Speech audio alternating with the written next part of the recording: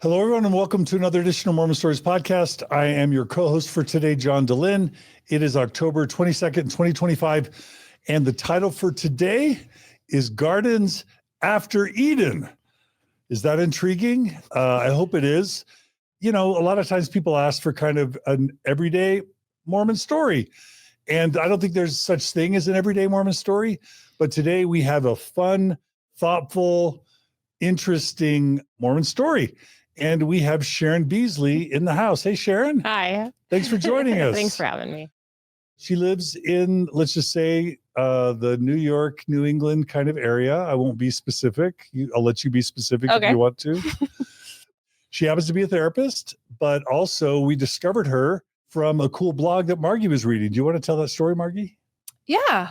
So occasionally I read a blog called Cup of Joe.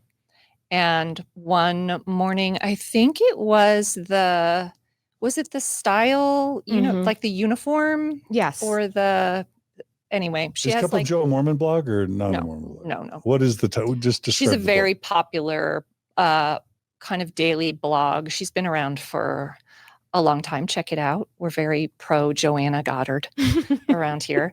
But anyway, it was just serendipity, really. But I was looking at the interview. It usually interviews someone's style and asks various questions.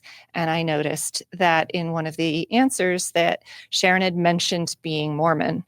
And anyway, the interview was so joyful, thoughtful, unique, delightful.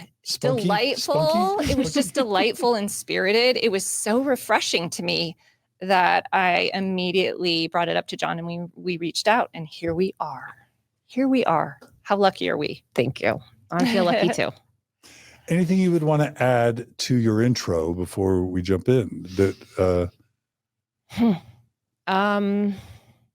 No, let's just jump in. Okay. It was good. I love the intro. No edits. And can you describe for our listeners what you're wearing and even show your shoes? Oh my goodness. Yes. I think you're on theme. I think you're on style. Yes. John didn't think I was an actual gardener, that this was some sort of Halloween costume, but it's real. I really wear overalls and show your shoes. Oh yeah. And I have my red All-Stars. I don't know. Wait, are red Converse typically gardener uniform? Sort of sure. Okay. It's mine, so then it is, because I'm a gardener.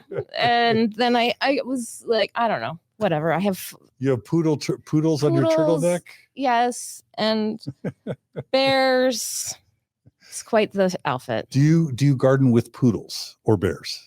Oh, not yet, but I could. If you got them and it's a thing, I will try it.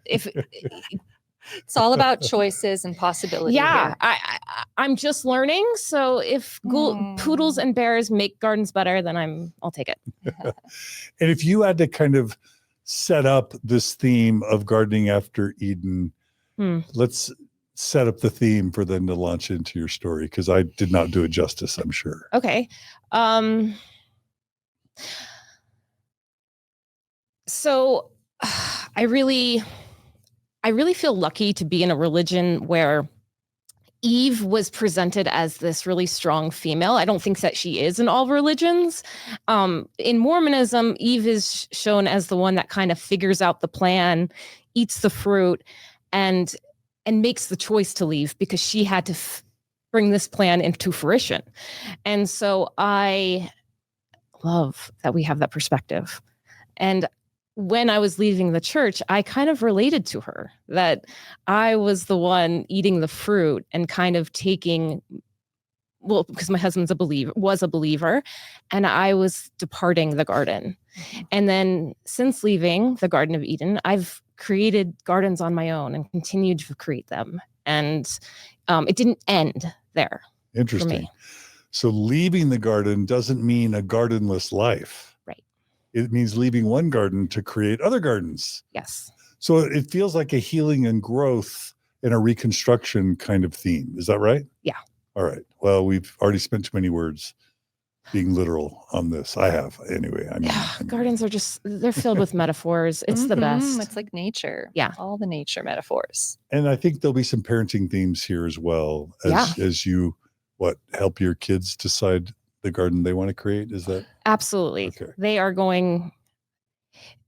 There are things that pop up in the garden that you don't even anticipate. Mhm. And I think that's the best part about being a gardener. There's so many surprises. And so I use that with my parenting as well. Beautiful. All right. Well, and also obviously Margi is my co-host. Thanks for joining us, Margi. Yeah, absolutely. I'm excited. All right. Well, Sharon Beesley, where does your Mormon story begin? Were your parents Mormon? Oh, yes. So my mom in 1978, around that time, is looking for a church. This is before I was born. My dad kind of just was not into religion, grew up Catholic, wasn't part of his life, and just kind of put that responsibility on my mom and let her kind of find it. She was raised Lutheran, and she was looking. And, there's this story of her going to her neighbor's house, and there was some female missionaries there that really resonated with her. And so she started looking into Mormonism. And I do find it interesting. It was in the late 70s. I wish I could ask her some of those questions, like about the priesthood, and that because Black men didn't have the priesthood, and why she would want to join a church that didn't offer that to everybody. But for her, that wasn't, at the time, I guess it wasn't an issue. And after a lot of prayer and talk with her church leaders, the story that she told us often was that she didn't want to join a church for herself, that it was for her children and where to raise her children best. So it always came across as this really selfless choice. And so when she was looking into religions, it was, what is the best place to raise my children in? And for her, she believed it was Mormonism. And so she got baptized in around 1979. She was pregnant with my sister at the time. And I was born 2 years later. We moved to, that was in Miami. Then we moved to Port Charlotte, Florida, and that's where I was raised and went to church and loved it and participated in it. My best friend was there. It was a good spot to be raised. I think she was right. Did your dad ever join or No. never joined? Okay. No, he's an Italian Catholic. He would cook spaghetti and pasta while we were gone, and we'd come home and have a big Italian Sunday dinner. And yeah. But he was supportive as a dad could be. Yes. He loves the conservative values that Mormonism was raising his daughters in. I have 2 sisters. And so he was on board with all of the values that Mormonism taught us. You may not want to share or not know, but I'm curious if your dad ever did deconstruction out of Catholicism, and if he had any intellectual or theological differences, or if he just wasn't engaged or didn't think about it. It's just not, it wasn't for him. He's just not how he wanted. He was like happy for us. And Okay. Yeah. Didn't really. I mean, so many other religious traditions, it's not forced out. It's not a big deal. It's not a big trauma. It's not, No, I never got that sense from him that it was just, he wanted to have that as part of the parenting responsibility that he gave my mother. Yeah. Sometimes you divide and conquer as a parent, and that was how it was in my family. Okay. So you'd go to church with your mom. Yeah. And sibling or siblings? Yeah. All 3 of us, me and my older sisters, would go and sing the songs. We had some really good music teacher, some really good experiences singing. And where in Florida is this? You said the city, but I don't know where that is. Okay, Southwest Florida, near between Tampa and Fort Myers, on the Gulf side. Okay. Yeah. And and so your primary and let's just say young adult years. Yeah. It was friends, dances, all the things. Oh, my best friend was there. We wouldn't listen at all. During the lessons, we would just talk, and the teachers were so patient and just would keep going on with their lessons. And I loved it. Like I thought it was a really good community, and I thought it was fun. I loved the church dances. I loved EFY. Like I felt really at home. I could be weird. and goofy, especially in Florida. And like, it was part of my identity. How would you describe, like, was the church very like flourishing there? What were you kind of more of Branch. the exception? Did you have a ward versus branch? Yeah, we had a full-on ward Yeah. and a little church building. Like, it felt very established and substantial. So enough support, Yeah. but like in elementary school, were there a lot of Mormon kids in your school, or were you pretty much like, do you remember that? Yeah. The thing is, I had my best friend was Mormon, and then her mom was best friends with my mom. So it was a very, I feel like I don't need much as far as like a community. Like, having a best friend was good enough for me. Right. And did she go to school with you? Yeah. And she went to school with Yeah. you, so lived close enough Yeah. to share, because that's not always true in a ward. Right. Sometimes you'll have a friend in the ward, but you are Yeah. separated distance-wise where you don't go. Oh, to yeah. the I same actually had schools. another best friend too. I had two at the time when I was in elementary school. Nice. So it was more than I could want. Yeah. What about things like prayer, scripture study, Yeah. your interest in the doctrine and the theology, and your testimony growth, Yeah. personal internalization of Mormonism? It was pretty light. Was it Mormonism light? Yes. I thought it was substantial. Like, at the time, I didn't know until I went and grew up. I was like, oh, no, I actually don't know. And it was like enough, like the basics. I felt like I understood the basics, the Book of Mormon. I didn't know all the stories, but I got the general consensus and I liked it. I thought it was believable. And I went to, when I was 12, the Orlando Temple had been built by then. So we did baptisms for the dead and I participated in all of that. And I went to the bishop's interviews and they would ask me, like, do you believe in, and I feel like I knew enough to answer those questions to go do baptisms for the dead. Yeah. Seminary? Yeah.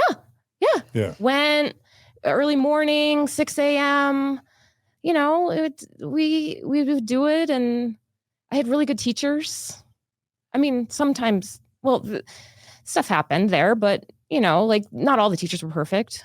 But I felt like it was a good group of kids that I liked, and there were some really, really handsome guys.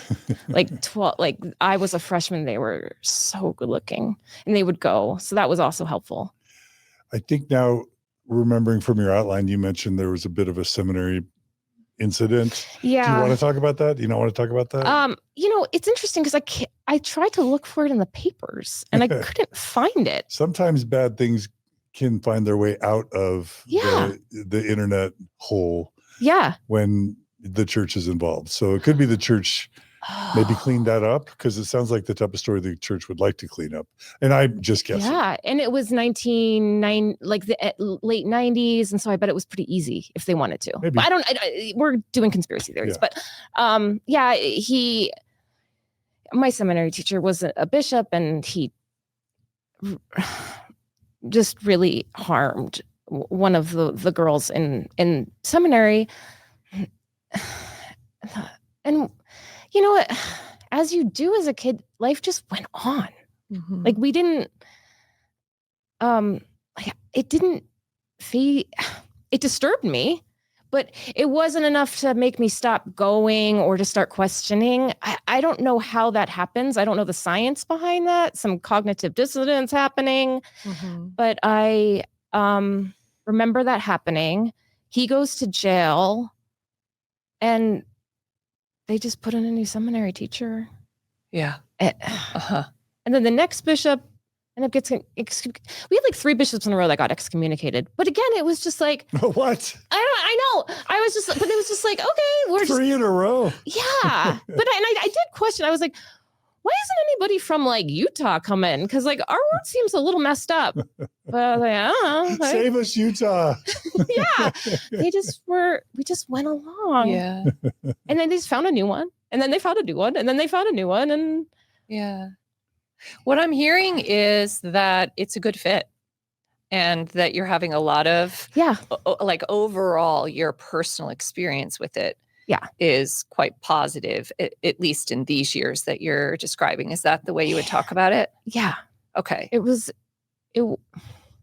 I loved the dances and the stake stuff, the activities they created for us. The leaders, the young women's leaders were fun and cool and young. And I loved the idea of marriage. That is so romantic as like a 14, 15, 16. I mean, like, that is all I wanted to talk about, And then we talk about that all the time at church. Yeah, that's a good fit. Yeah.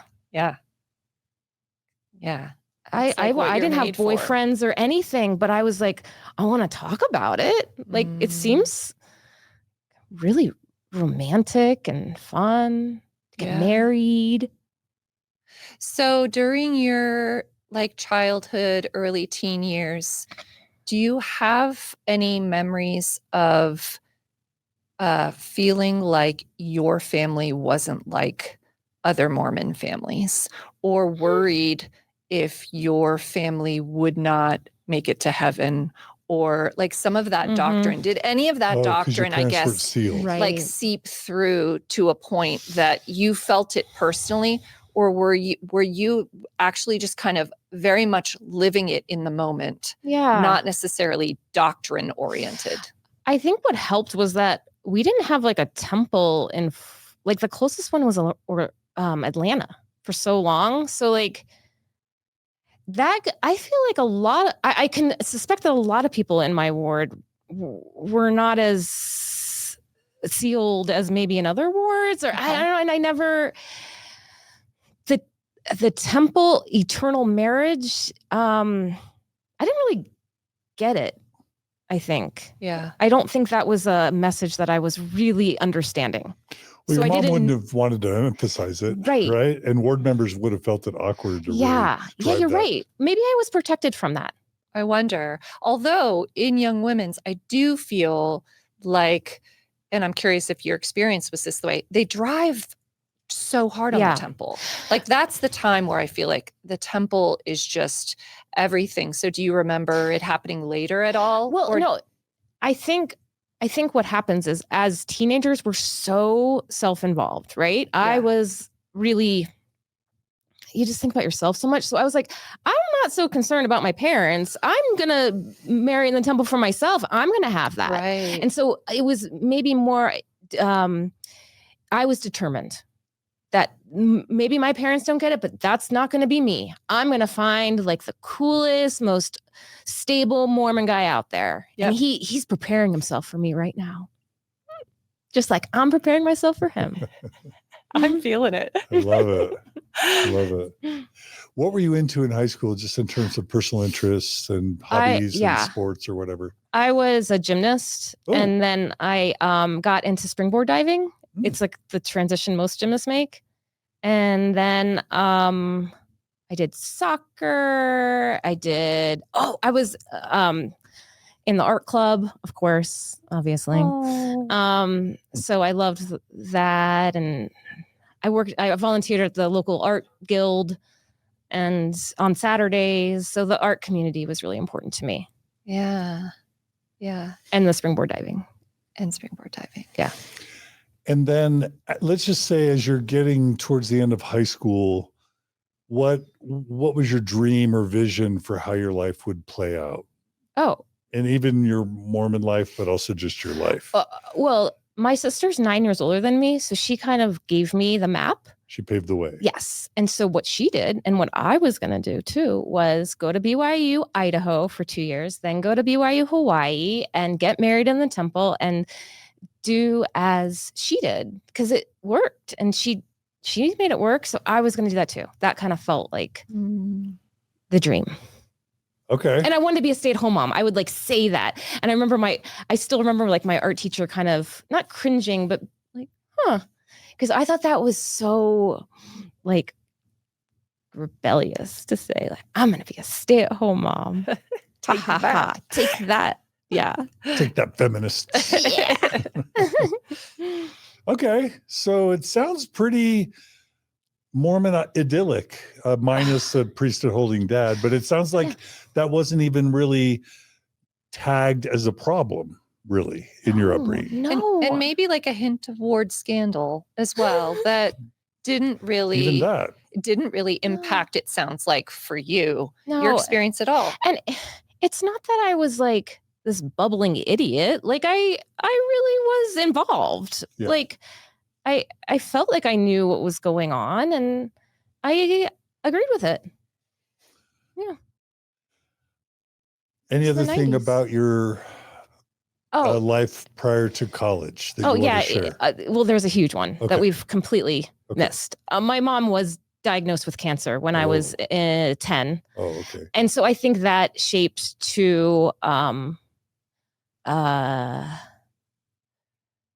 mortality Mhm. and like but again, my mom had cancer, and then when I was in high school, one of her friends got cancer, and I was like, it's okay, she's just gonna go to chemo and she'll be fine. And my mom like turned and was like, oh, no, that cancer's really serious. Like, I'm so sorry. I mean, I'm glad that you didn't experience it that bad, but that was a really, like, my mom had breast cancer, so she lost a breast, but like, I know this sounds so weird, but like, I would see her without her shirt off and take showers with her. Like, I was only 8 or something. It was like, I didn't see it as like, the horrific thing that breast cancer is, because my mom's outlook was just like, well, yeah, she really protected. I honestly think, like, talking to you all, I was vastly protected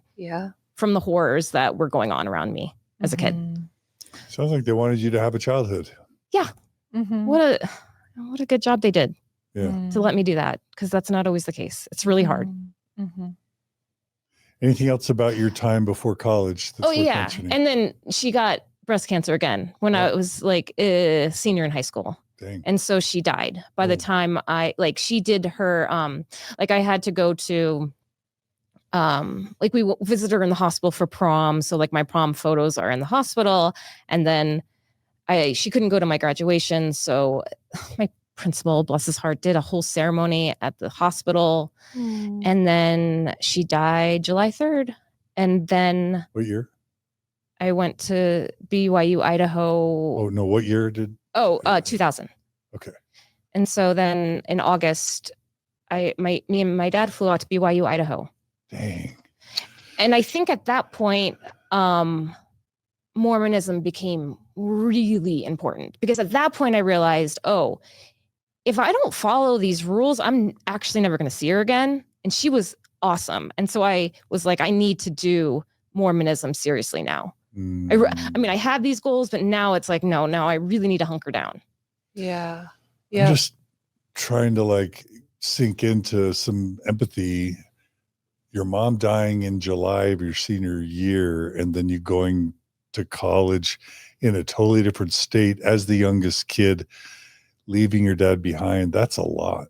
Yeah, but isn't that kind of the narrative of Mormons? Like, we love that shit. Like, you know what I mean? Like, what do you mean? I finally had that story. I feel like pioneer sacrifice. Yeah. And I would read all these things. And so finally I felt a part of that. And like, it was like a badge of honor. I mean, it was horrible. And I was so sad. And it was I know this is like so dumb, but it was at the apex of yo mama jokes. And I actually had to tell somebody, like, can you stop saying those? Because it really is a sad, like, my mom just died a month ago. And he was so embarrassed. He was like, of course, I would never do that for you. Yeah. But so, yeah, like I was more like, look at me go. Like, look how look, I can do this. And use all those tools that Mormon gave me. Like, I'm going to put it to the test now. Like, okay, you say prayer is going to be the thing that helps through trials. Here we go. I'm going to pray, and Jesus is going to be there for me. Okay. I'll test that one out. Yeah. Yeah.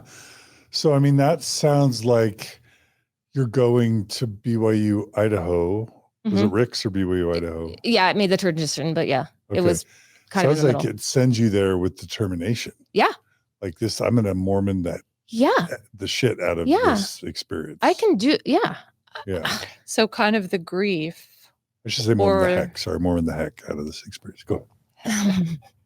It sounds like your grief or loss, like in thinking if you were able to process it at that time, versus like metabolize it. It kind of sounds like to me you like metabolized the loss into like, I am going to do this thing. Yeah. Now I'm taking all that Yeah. energy and all that loss and I'm putting it into this, Yeah. new beginning for I mean, myself. Yeah. Because Mormonism promises a lot. Like they give you a plan of happiness. And I, for the first time, felt like real sadness. And so I was like, okay, let's see what that plan of happiness is about and if it's real. And if your goal is to find a cute boy to marry and to be a stay-at-home mom, there would not have been a better probably structure that was designed to support that goal. And I found him so quickly. Talk about effective. It took me a few tries, but like I got like by my third boyfriend, I was like, got it. So Rexburg, Idaho. Yeah, he's and so you meet him as a freshman? Yeah. Okay. Yeah. You're like, duh. One does. Yes. I think it was a freshman. I don't know. I met him quick. I met him it was Valentine's Day of my freshman year. Yeah, because we went on that weekend. I was so excited because I had something romantic on Valentine's Day. So I was really proud of that.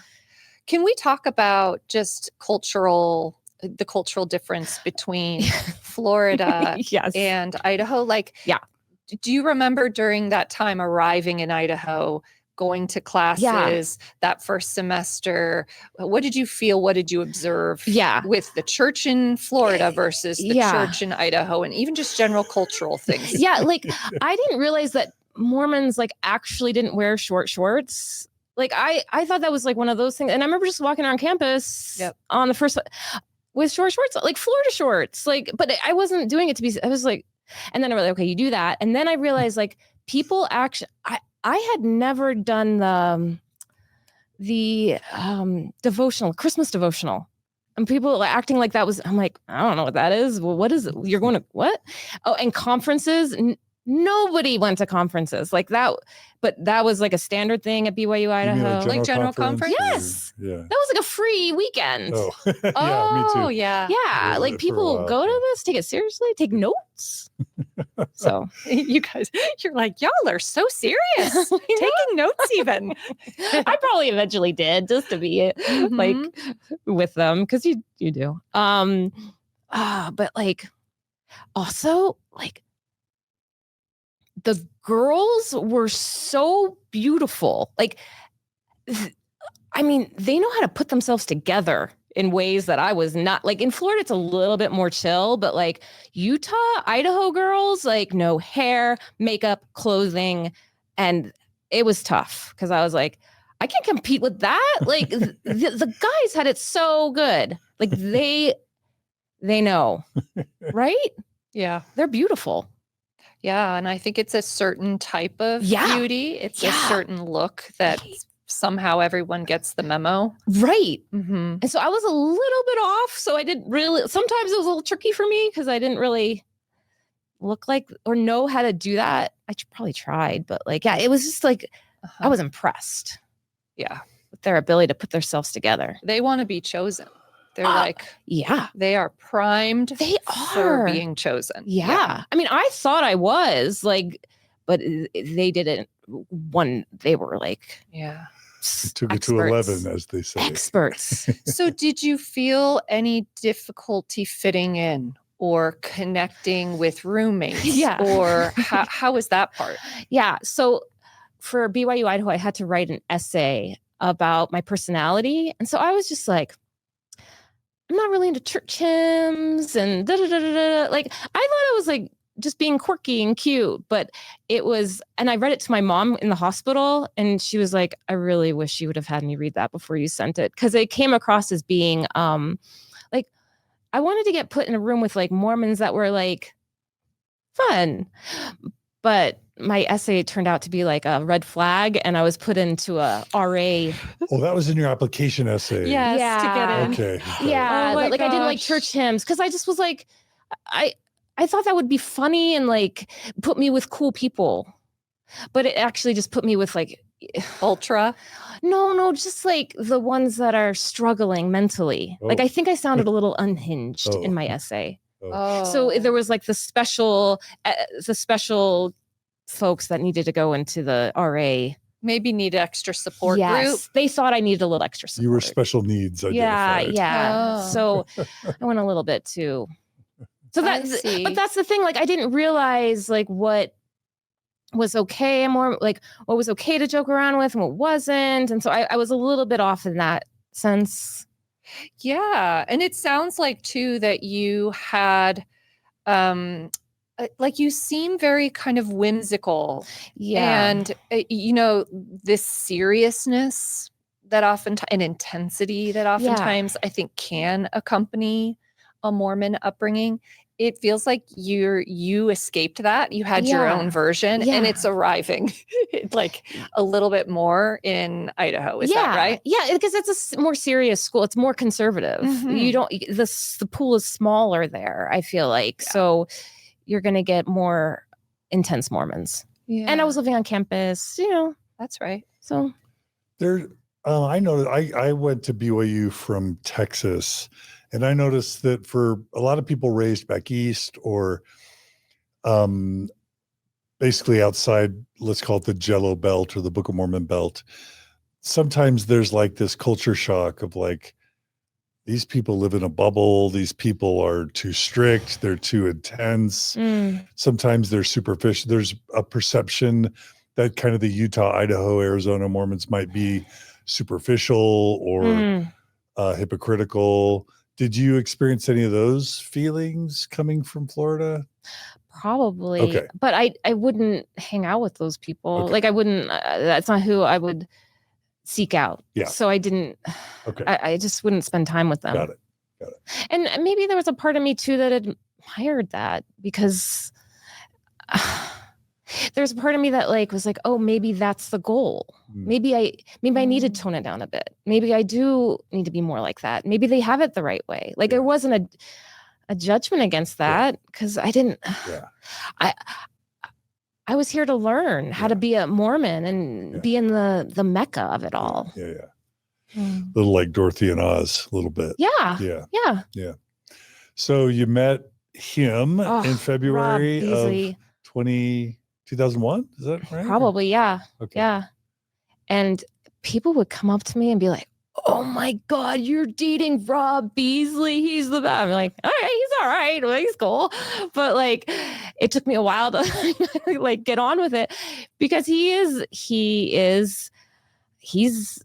very much like me. Like we're kind of oddballs and not always maybe we're a little bit of an acquired flavor. He was raised in California, so we had like our own flavor of Mormonism. That's right. Yep. And I should have asked you this before. I'm dying to know what music you were into in high school and college. Oh, Just because that seems like, I'm guessing music was important to you. it was so important to me. Right. She's like, thanks for asking. Yes. John. Oh, nobody has asked me this. Oh man. Letters to Cleo. It's this Boston band, and they still are touring. And I saw them this year, and they are just as magical as ever. Okay.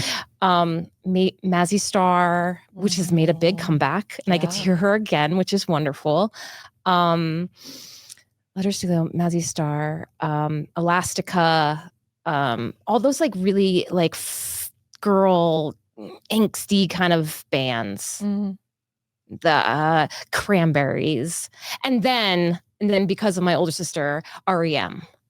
Which is like, those are, I mean, that's the album I listened to after my mom died. Because the one that has, Losing My Religion. Good one. Maybe it is on the album, but that's the real sad one. That Everybody always, Hurts. Everybody Hurts. Because I just feel like I could listen to that and just be like, just get into it and not, yeah. So that was the album I listened to on the way home. Okay. Yeah, music was a huge part. But also, there was a window where I would really get into. Remember when EFY used to make the CD soundtracks? Oh, yes. I would just come home and just listen to that. But I knew it was corny. But like, it still would just bring me back to that week at EFY. That's right. I The love that stuff. dances. I love that Yeah, those songs that just tug at your heartstrings. So for like a week or two every year, it would be the EFY soundtrack. Fun. Yeah. Okay. I'm curious about classes, a little bit of like during that time, you know, did you take art classes? Were you pretty much on like the general, what is it? Eled. Yeah. I remember taking a religion class and the teacher taught us how to write a lesson for church. And it was really good for me to learn how to do that. Like how these, because he was like, it's just, you just put, everything should be doctrine and quote. So that was really helpful to like, know if I ever were going to teach. He did a really good job teaching me that. I did take an art class and it was just a miss by the professor. He said, because I told him, I'm like, I really like art, but I'm not really good at drawing. So like, and it was so easy. He could have said I could have been an interior decorator. I could have done art. Like, it was just a missed opportunity. And he was like, well, you probably shouldn't be an art major. It's fine. So then I went hard into English. Yeah. And that, and then with English, you have to take you have to take a language. And that's where I met my future sister-in-law. And she saw me in the class and was like, oh my God, this girl has got to meet my brother. He is like, they're going to totally hit it off. And so, which is weird because the class was teaching us about, mother and father, and I ended up dropping the class because I couldn't handle learning how to say my mom is this or my dad, because my mom had just died, and so I was just like bawling in class. But then before I dropped it, she pinned me in the corner and was like, hey, you need to meet my brother. He's playing tonight at a show, and he was wearing like a cowboy suit with a big buckle and a cowboy belt. I mean, a cowboy hat. And I had actually already heard his band and I loved it. So, because at that time, everybody was doing Dave Matthews Band, but he was doing more like Johnny Cash rock and roll stuff. So that's why I really liked his band, because it wasn't that sentimental Dave Matthews stuff that was so bad at the time. And, yeah. And we met the next day and I didn't recognize him because he wasn't in his costume. And I have a journal entry where I write, after meeting him at lunch, I was like, I don't know if he is the guy I'm going to marry, but I hope someday that I marry a guy that looks at me the way he does for the rest of my life. Because he is just this way of like looking at you and just like being, you're everything in that moment. And so yeah, I love that journal entry. I have it framed. Oh, I love that. Yeah. The follow-up journal entry is after the date. And I was like, oh, never mind. He's not the guy. So I don't know where that journal entry is, but like, I knew there was something special there. To be clear, that's not framed. No. That one. No. Okay, I have a really important question. Did he sing Ring of Fire? Yes, of course. I fell into a burning ring of fire. Yeah. That's my favorite Johnny Cash song. Well, he did it. And it burns, burns, burns. I think he was the guitar player. His cousin was singing, so I think the cousin played. A ring of fire. Yes. Okay. Just had to know. Of course he did.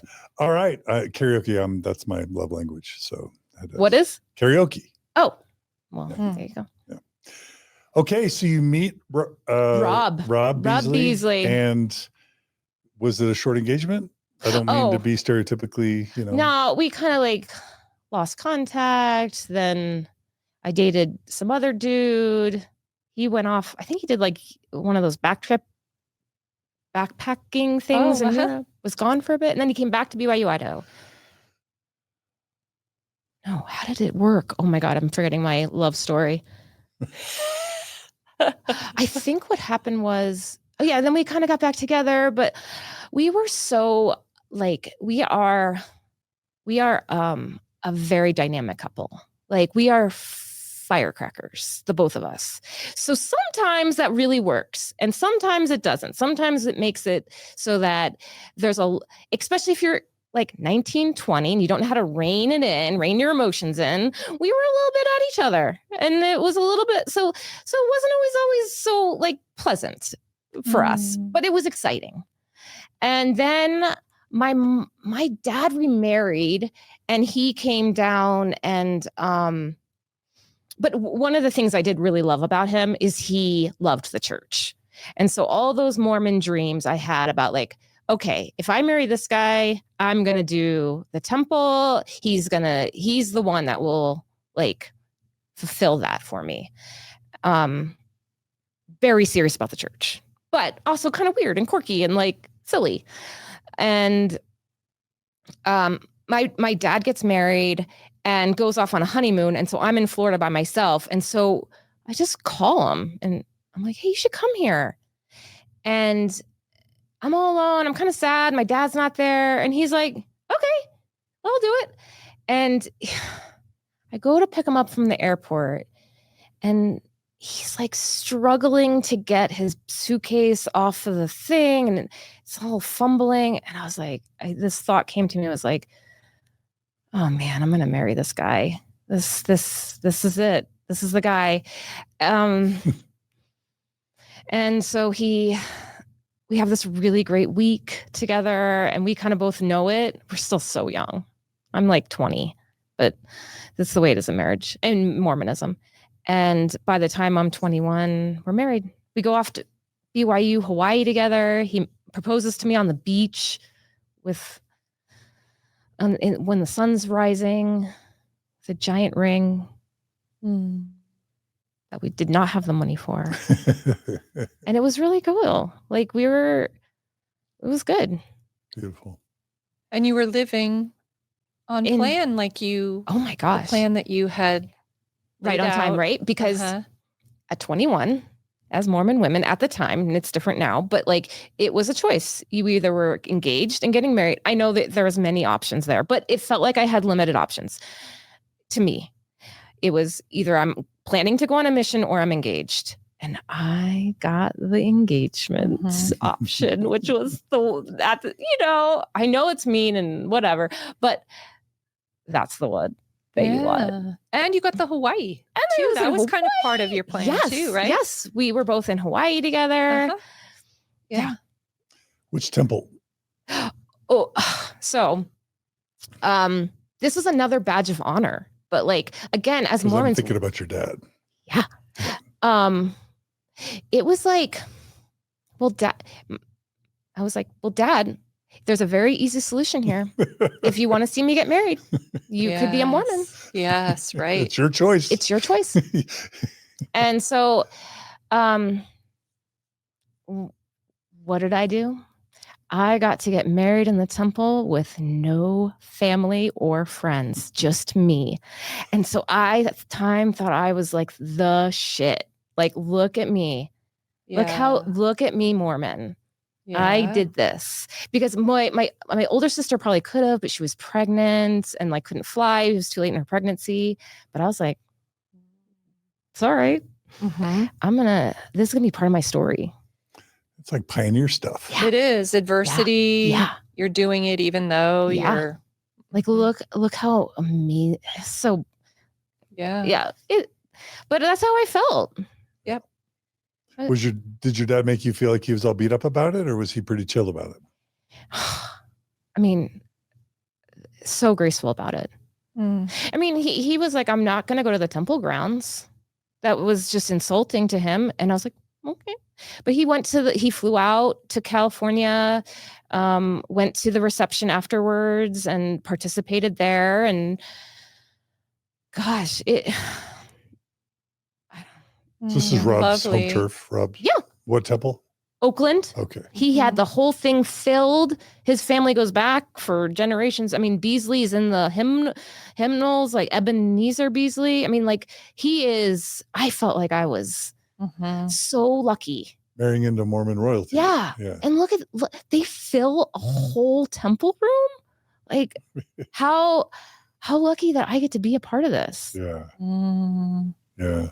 So I'm curious that day if you felt the loss of your mom, like how loss turned up in your life. yeah, If it showed up in it was, but like, again, I felt like I was doing the things to get back to her. yeah. So it felt really hopeful that I was like, no. Yes, she's not here right now, but I'm going to see her. For 'Cause I'm eternity. doing This the is how. things. This is how. Yeah. Got Like, it. Here I go. This is step one to like Mhm. see her again. Hmm. So while she's not here right now, and it's kind of weird, I don't really feel her presence, that thing that they're talking about. It's okay.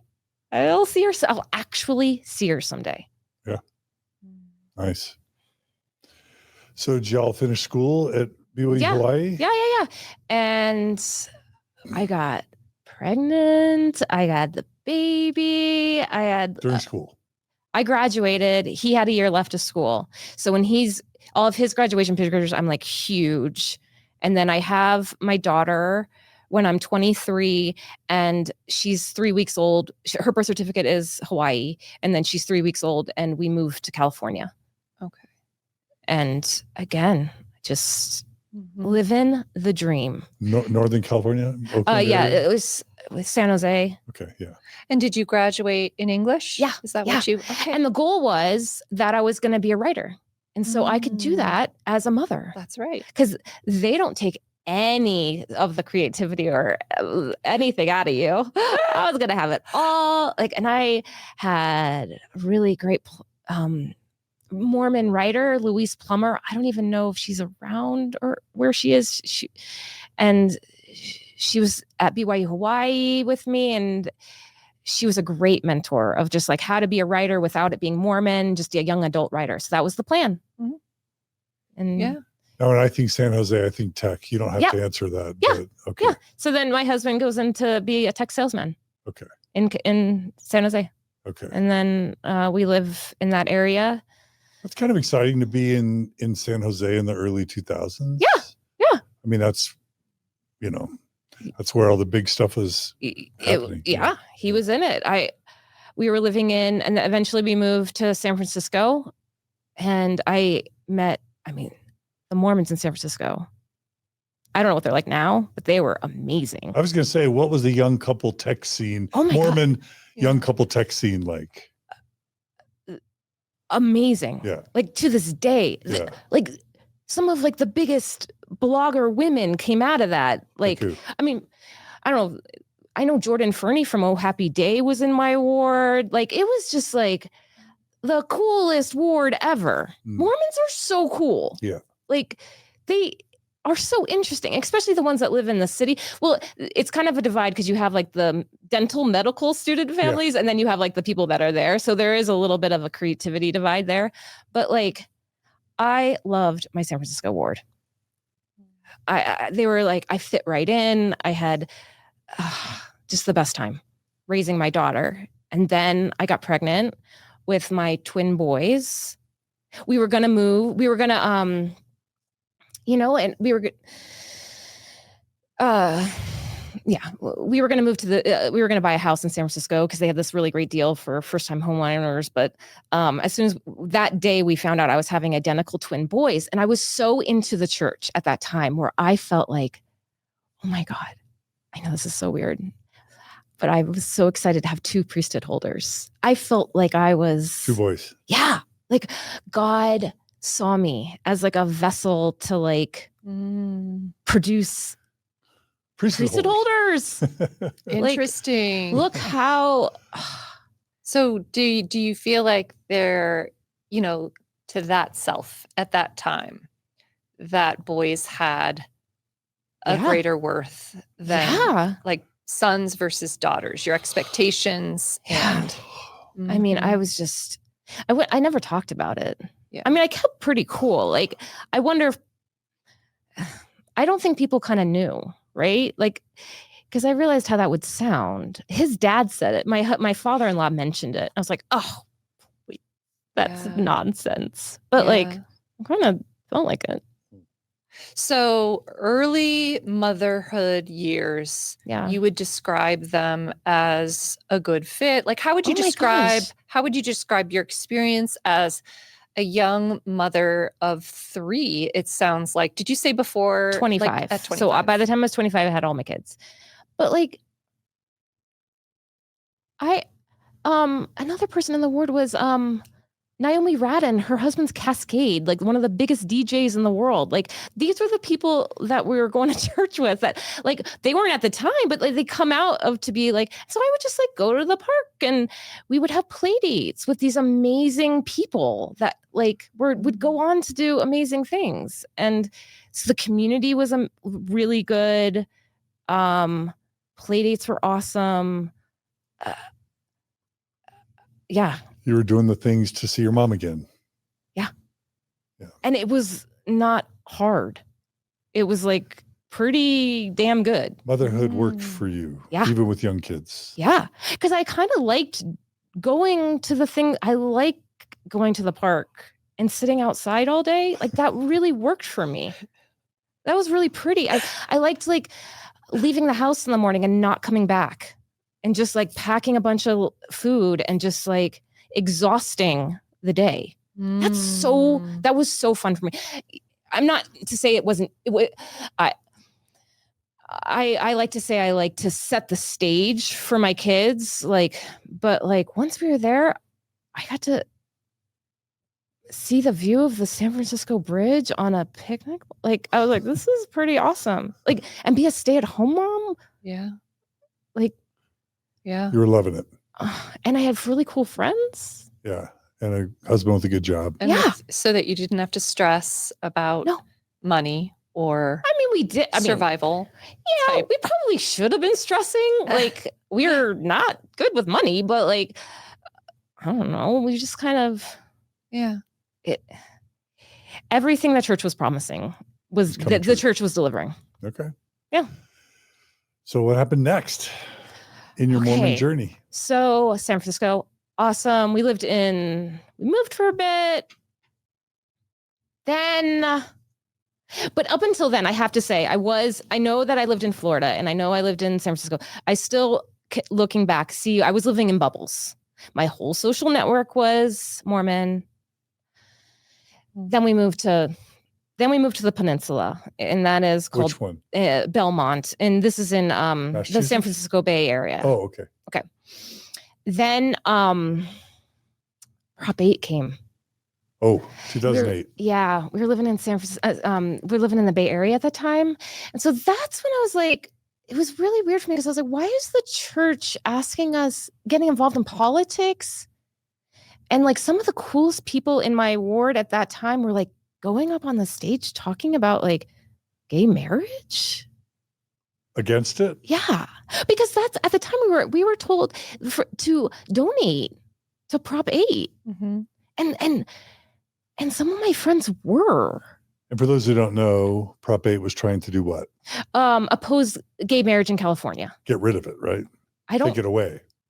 My understanding is it was there and Prop 8 was to say trying no. to take it away. Yeah, you're right. Yeah. And I just was like, really, I was like, that was the first time. I mean, there were things along the way, you know, little like, but you just push them down. But that was the first one where I was like, I don't know about this one. And I still to this day don't know how I voted on that. Like where I was on that whole situation by the time that came out. But that was where the questioning started. And San Francisco is known as the gayest city in the United States, right? Yeah. It was just like. So you would have known maybe some people. I had a cousin, like I had family, like that, not on my Mormon side, but I was just like, we could make this work. Like, why is the Mormon church getting all up in arms? Like, and then I talked to the bishop's wife about it, and she was like, well, if this doesn't pass, then he's going to have to marry gay. I mean, he would legally, and I'm like, the bishop would have to perform marriage. Right. Because it would be illegal for him to deny it or something. And I was like, so like, why can't, I just didn't understand like how we couldn't reconcile this. Like why the church needed to get political. It was just like really strange for me. And then, so then I was like, but I was so in it. you can't just start having questions when your whole family's in it, when all your friends are Mormon. It's your whole life. It's how I'm going to meet my mom again. So like, I still had to go through all the motions, even though I was like, this Prop 8 thing is weird. Yeah. And then I went on the internet. And then I think at that time there was this, maybe you made it? I don't know who made it. Was it you? Oh, you have to tell me what it is. But chances are, like it for and there was this cute acronym for like non-believing Mormons. Was that around 2000? Like New Order Mormons? What are they called? Well, I don't know. New Order Mormons? No. Yes. Okay. New Order Noms. Yeah. Yes. Yeah. That's what it was. So this was a board, like an internet chat board. Yes. Or forum. Yes. Where people who were New Order Mormons, there were several, but New Order Mormons were ones who didn't believe it was literally the true church, but who loved it and felt like they could pursue spirituality there, stayed in the church, but not as literal one true church believers. Yes. Is that it? Yes. No. I was so excited to find this, but also frightened. Yeah. And I deleted my history. I didn't talk to anybody about it. It was like, oh, but so that was how I reconciled that time in my life. I was like, okay, there is a name for it. There's a group of people. If I wanted to reach out, I could, and I can do Mormonism this way. And I didn't start New Order Mormons. Okay. I discovered it. Oh, you did too. Early on in my faith journey, I found that forum. Yeah. There was a website and then there was a forum. Yes. And I participated in it for a long, long time. Good for you. Yeah. Did you delete your history? No. I was just trying to find anything to help me stay in the church at the time. And it was great. Yeah. It really did help me stay in. I didn't go to it often, but I just knowing that it existed was awesome. Mm. Yeah. And so interestingly, when I was called in for disciplinary counsel, that's one of the things my stake president, are you involved in something called New Order Mormons? Are you trying to encourage and I'm like, no, it's just a support group, but they were like really threatened. Yeah. At the time. Yeah. I was scared of it. Yeah. I can see why they were threatened by it. Yeah. So I kind of lived as that way. I kind of read that one day, read it all and sunk it in. I was like, this is what I'm going to do. This I'm going to reconcile. Then my husband gets a job in New York City and that sounded fun. So and the boys were 3. My daughter was 5. And I was like, this is great. They're not in strollers. Like, I mean, we can make it work. So we moved to New York City, still in the church. But then I met friends that weren't Mormon for the first time. Uh-oh. The way you're saying and that. honestly, and this was also the first time where New York City Mormons, Lincoln Center, nothing against them, but for the first time in my life, I wasn't really in sync. I wasn't like before then I could get in the ward and figure it out, get in with the girls. And they're lovely. And I still probably, if I saw them today, I'd be really happy. But I was just a little, not as interested. Was it more formal, a little more uptight, or a little bit more Eastern formal? I cannot put my finger on it. There's no reason. Interesting. Why? Because they're lovely. They're just as wonderful as, I don't know if it was probably me at the time. Not pretentious. I guess you don't want to insult your old friends. No, so. I don't. I mean, but every ward has that. Yeah. But like the ones I'm thinking of, no, one like really cool. Yeah. Like there's no reason why. Okay. But there was just like a little bit like I didn't have that incentive. What it sounds like too is that you were vibing really hard in California. And sometimes I think when you have that experience, where it can feel almost like effortless and you're feeling inspired by people around you. I don't know. Yeah. I'm getting that a little bit, at least from the picnic in the park kind of days. Then when you go to a different city, and it is different. Yeah. I do feel like it can make you engage differently. Do you know what I mean? It just kind of hits you in a different way. Yeah. And I'm wondering if the differentness of just like, you're not able to really name why. If that kind of had to do with it. Were you in a different stage of life? Do you think that was kind of part of it? Or do you think it's just sort of unnameable? Like you're not really sure? I have. And that's I don't okay. know. Yeah. And that's okay. I'll probably think of it after I leave today. I have a question just because you're ending up kind of in cities a bit. Yeah. So would you describe where you grew up in Florida as a city? No. Like, okay. So No. what's your experience right now of young kids in cities? Because I think that's kind the of only way to rarer. do it. If I'm going to be honest, the only way for me to do it. I couldn't have raised my family in a suburb. Getting into a car, that whole ritual of a Car seats. No, not for me. So raising kids in the city brought me so much joy and was the way to do it. So just because museums and restaurants, the and resources, parks and yes, and also I think it. People, I'm sure they do in other spots.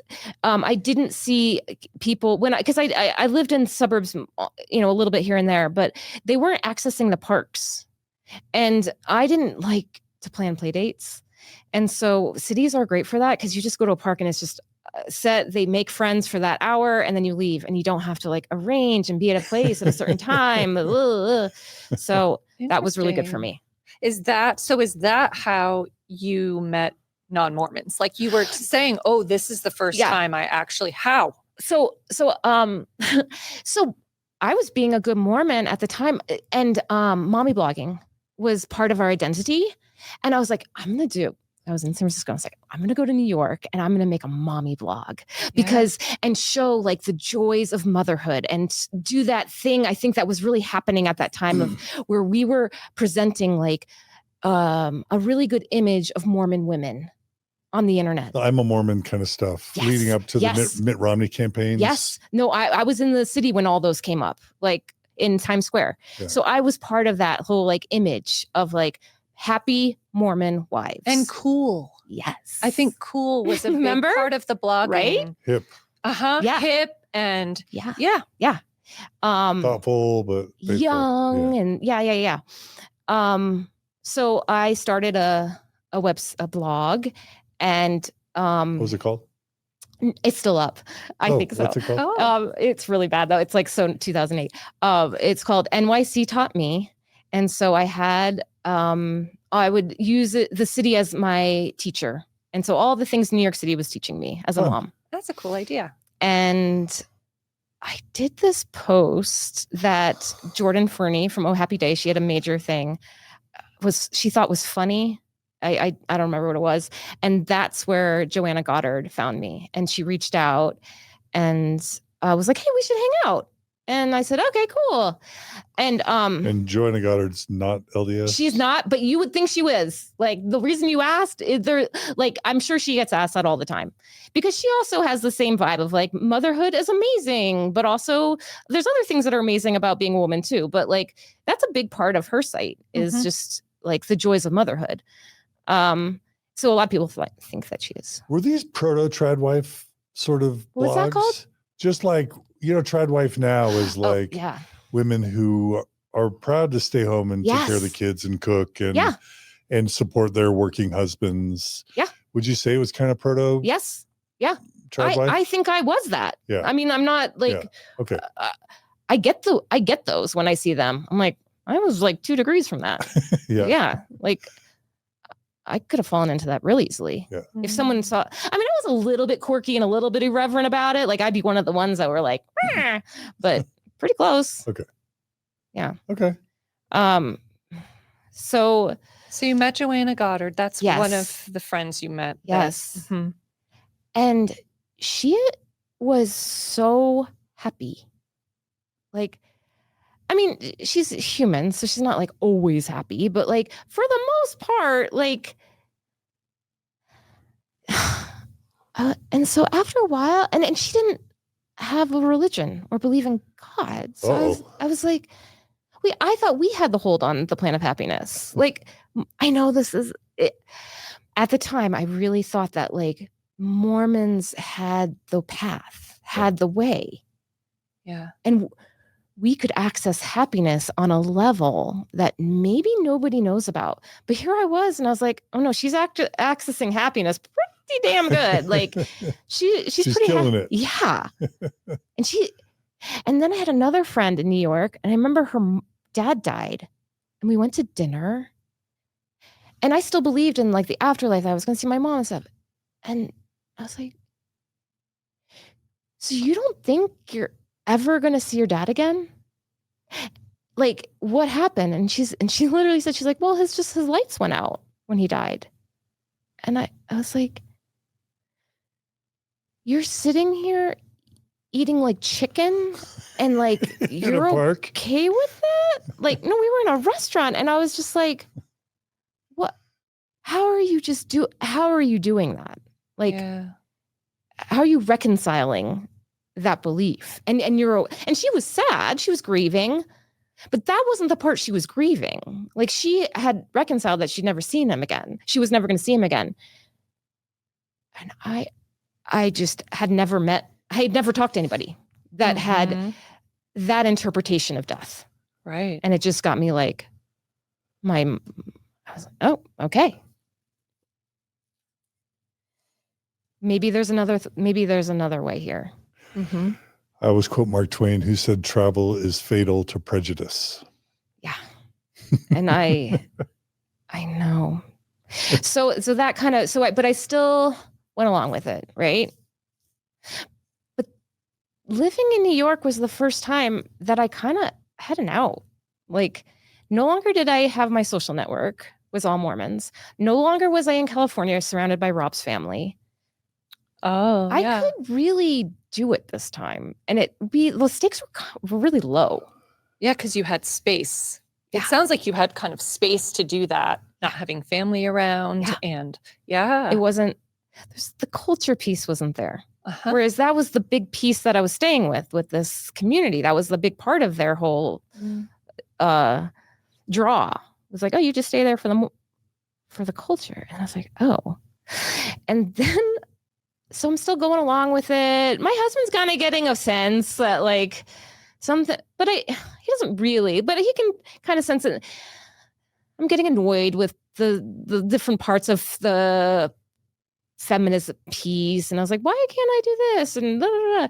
But still, it was more lighthearted and forgiving. Like, because he had recognized, he always saw Mormonism way more grayer than I did. I was a true believing, that there's that type. And I was really black and white about Mormonism for so long, whereas he was kind of able to sit with that kind of unknown. So when I would kind of bring up these issues, he wasn't alarmed because he's like, oh yeah, I struggle with that too, but it's all right. And so that's the place where I drew the line in the sand for me was my husband was out on a business trip. I'm at the playground in Riverside Park, one of the most beautiful playgrounds in the world. Is this Brooklyn or what town? This is in Riverside Park in Manhattan. Okay, Manhattan. It's beautiful. Okay. I remember the trees were coming over. Don't remember the time of year. It's just, we would go there all the time. Approximate year? What? Approximate year? Okay. I'm guessing 2011. Okay. 12. Okay. Because I looked this up. There is a predominant atheist dies. I think it's Christopher Hitchens. Yeah. Around that time. Okay. And maybe it's an old post, but I'm on Twitter. Ricky Gervais posts something on Twitter. And again, this could be wrong. Somehow I see a compilation of Christopher Hitchens' best of 2011. Yeah. But I don't know if it was like, sometimes things get late and you see things later. Yeah. So in 2012. Around this time. So, and Ricky Gervais is like, I really admired this guy. He was great. So I'm listening to the best of Christopher Hitchens on my phone, pushing my son. And everything he's saying is putting to words what I had thought of. And I finished the video. It's probably like 3 minutes long. And I was like, oh my God, it's all a lie. Like everything I thought, it was really black and white for me. at that moment. I mean, it led up to that moment, but I looked up at the trees and I was like, oh my gosh, it's just all made up. Wow. And that was it. The thought of it was all made up was kind of the end for me. And my husband came back that night from the work trip and I didn't tell him, but we're laying in bed that night and I'm like, I really have something to tell you. And I was like, I really don't believe in the church. And he was like, any of it? And I was like, yeah, none of it. And Dang. Wow. And he was like, okay. And I was like, I'm really not going to wear, I know this is so extreme, but I said, I'm not going to wear the garments anymore. Yeah, right? That's so normal. It's so It's normal. like the first thing women think of. Right? I know. And there are reasons. yeah. And he's like, okay, can we just talk about it tomorrow at lunch? And so he like got off work. I mean, he like met me for lunch. Okay, wait, can I pause you just for a second around so to understand, you experienced kind of a flip almost of reality. Yes. In 3 minutes listening. I just think it's really interesting to take a moment because this whole, how this happens for people, we hear a lot that it has to do with like coming upon material or reading something, or it can be a whole process. It can take people months, some people years, some like how it happens is it varies so much. But I have not heard this particular version, 3 minutes, in this way, listening to excerpts of Christopher Hitchens. And you have this, is it MC Escher? Where you would look at a picture and then all of a sudden it flips and you see something else? Or is that him? Yeah. Or I'm not sure if that's the same thing. Do you, Escher, the idea that the art thing where you think you're looking at something and then it flips and you actually see something else, it kind of reminds me of this moment with you where you can't unsee it. Yeah. And it happens so like in a moment. So just taking a moment, 3 minutes, you have that experience, your husband comes home, you tell him that night. That is also variable. Some people wait or sometimes years. Yes, like but you tell him right then, hey, and you're having lunch the next day to kind of discuss it. Can we just like, that's really that's something. A lot. That's fast and unique. Fast and furious. Huh. So the word that you used was flip, and I don't want it to sound like you flip, like it was a reality. Right. And I want to be clear that it wasn't flippant. Like this was very, just as like, just to clarify. She meant 180. Like a 180, you think it's this way. I'm just doing that for anybody listening because it could come across as insincere, flippant, and casual, just impulsive. Yeah. Right. Yeah. And it was not. It was very thoughtful. Like I want to be clear of all the things that led to it too, right? And that I was in a position, I feel very grateful that I was in a position to even do that, to not have to wait years, that I could have the communication with my husband to do it that night. It sounds like you're also saying it was a build. It wasn't just all at once. Yeah, to me, it almost feels like it was living inside you. You were having all these kind of internal shifts. And what happened in that moment was something that was maybe tipping point. Yeah, on a level maybe unconscious. It lived inside you, but it wasn't in your awareness. It all became, you were more aware of it. It like came to fruition externally in a way. Talk about that. Yeah. You mentioned the LGBT stuff at Prop 8. Yeah. Were there other things or? The feminism stuff was really starting to get to me because I knew that there was more to me than what the church was defining. Oh. And I remember this one day I was making my bed and like lifting the sheets and doing that thing that you do. And I was like, I know there's more to me than this, but I don't know what it is yet. And I'm going to find it. But right now, this is it. This is what I'm doing. And but I know I can do more. And I think I was starting to feel really limited by the church.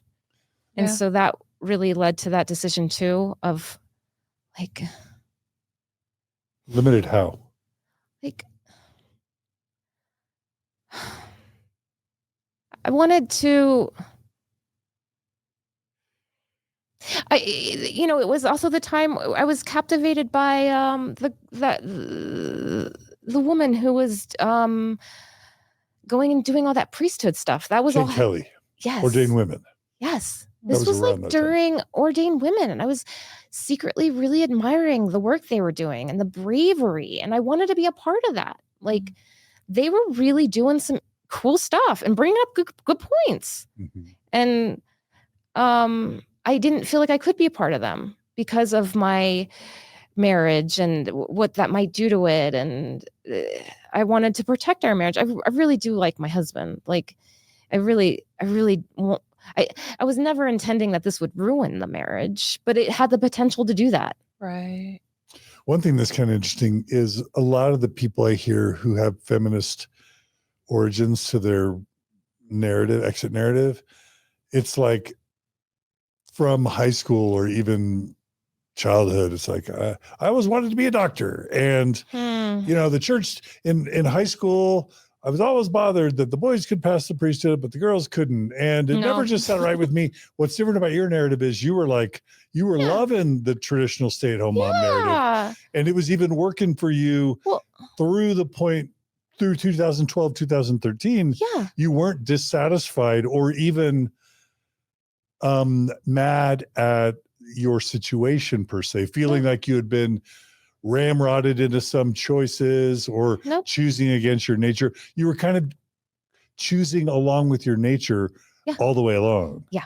That's interesting. Worked for me. Yeah. It really did. And I don't think I'm alone there. I think the reason why a lot of people stay is because it works for them. Yeah. Like naturally it kind of aligned with a lot of the stuff I wanted to do anyways. And so why would I oppose that? Yeah. And I can see this with regard to being friends with Joanna Goddard, just from a perception. This is clearly, I don't know her, but because what I'm hearing from you is, yes, I enjoy motherhood. I love my kids and the process of that. But the though, like I love it. And I'm more than that. And I want more than that. And Joanna Goddard seems like you're right. That type of where she is intentional about parenting. She enjoys her experience parenting. And she has an and to her, right? There are other parts to her. There are other. And so I can really see that happening for you. This is a yes and. Yeah, you're right. Yeah. Another thing too is that I'm still processing the death of my mother. And I think Mormons also do a very good job of celebrating motherhood, especially after losing a mother. I was able to be a mother myself, and she meant so much to me, and I was able to do that same thing. And so that was also really important to me. That aligned with my values. Yeah. And would it be safe to say ordained women took you out of the church, or just ordained women was resonating with how you were naturally evolving yourself, or both? I just love that they were doing it, because they weren't, when they first started, they were like just challenging the church. They weren't trying. Yeah. They were trying to change it from within. Yeah. That was inspiring to me because that's what I wanted. Yeah. I was like, I really thought they could do it. Yeah. It was really disappointing. I think it was really hurtful when it kind of fizzled out. Yeah. And it didn't actually maybe it did. But it wasn't like the change that I was hoping for. Now in 2014, they excommunicated the leader. That's true. Yeah, you're right. And that was really disturbing to me. Yeah. Okay. So what happened? So did you just leave? Did you stop going? Well, you were going? Sorry, I interrupted you. That's okay. You were meeting with your husband for lunch. Yes. And it's interesting. And I don't usually go to my dad for stuff. Like, I mean, he's awesome, but he's not like the one I typically would call. But for some reason, I called him before the meeting, and I was like, Dad, I don't know what to do. I've kind of made this decision about my life and how I don't want to be wearing the garments anymore. And he knew about garments and stuff like that because my mom had gone through the temple eventually. And I was like, I don't want to be doing it anymore. And he's like, don't do it. Like he didn't realize he knew about garments, but I don't think he realized what I was asking. And so he was just so wildly supportive and like, yeah, you don't wear the garments anymore. don't wear them. Like, Yeah. of course you're not. You've made the decision. Stick to that decision. And I was like, really? And he's It's kind of Catholic. is it? Is it? I mean, Yeah, just like do what you want. Yeah, you're right. You're right. Yeah. So then that was just the kind of motivation I needed to stand firm. Cause I feel like if I hadn't had that conversation with my dad and then I had lunch with my husband, I would have been persuaded a little bit more, but it was really like, no, I'm not doing that anymore. And he was really scared, understandably. Yeah. Yeah.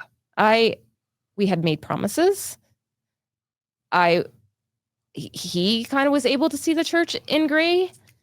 And I was no longer, I wasn't capable of doing that. And it was tough. So during that lunch, what are some of the emotions you kind of felt most from him? Scared. I think there is this fear that I was going to leave him. Yeah. Cheat on him, leave him. Yeah. I think that's really what it comes down to. Yeah. Like I was not only done with the church, but I was done with him because that's a big part of his identity. And so I had to really reassure him that like, that's not what's going to, I'm still the same person. Like I still want to do I still want to do life with you. Like that's not, me leaving the church is not leaving you. Yeah. And I can understand how that goes hand in hand. Mm-hmm. It can. Yeah. Mm-hmm.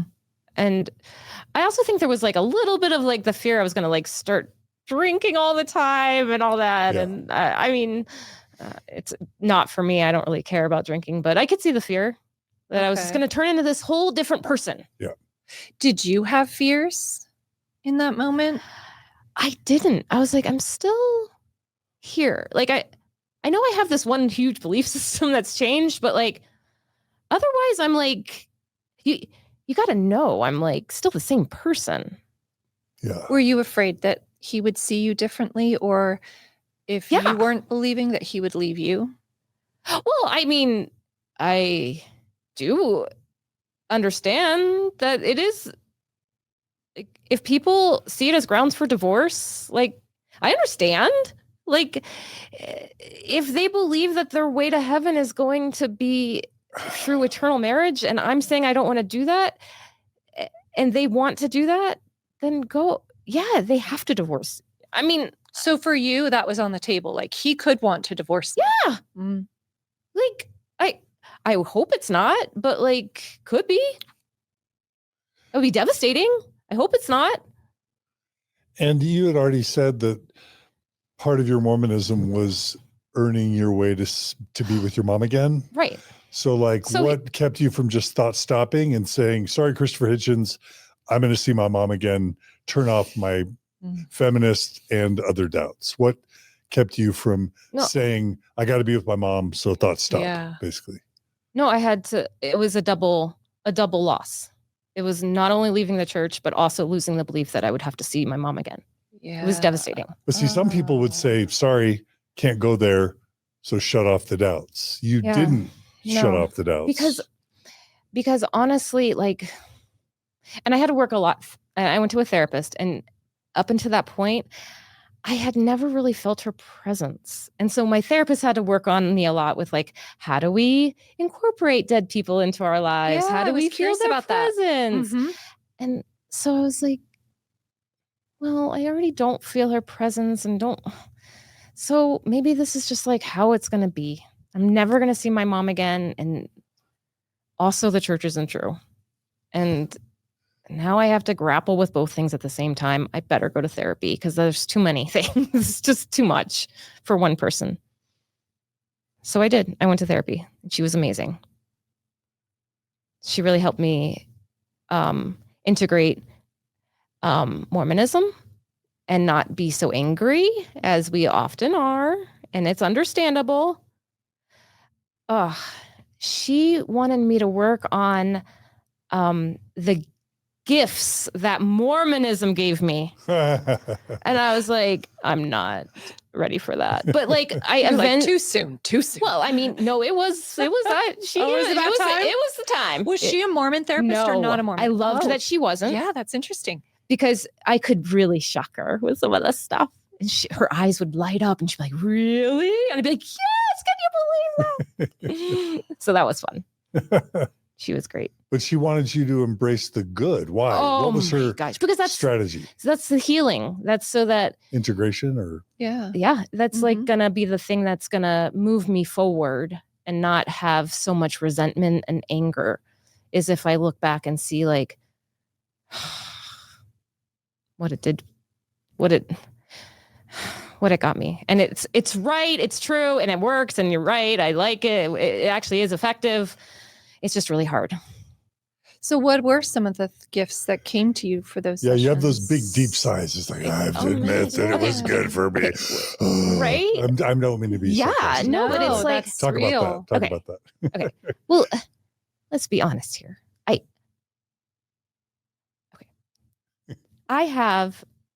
I met like my husband, who is like, yes, we had our struggles, and it was really hard at that time, but like we made it out, and like we actually really do have fun together, and we've been married for like over 20 years. I wouldn't have got that had I not gone to BYU and the church. Like that was a gift that I got through the Mormon church for sure. And then my kids are awesome. And the timetable that I know it's not set in stone, they would always deny it, but they have a pretty aggressive timetable of when you're supposed to get married, have kids, the whole thing. And I got to have like their timetable was like really encouraging you to have kids young. And so now I'm 43 and an empty nester. Like that's a gift of the church. Like you can have kids and then have a career. Yeah. Right? Yeah. That timing worked. Yeah. Yeah. Yeah.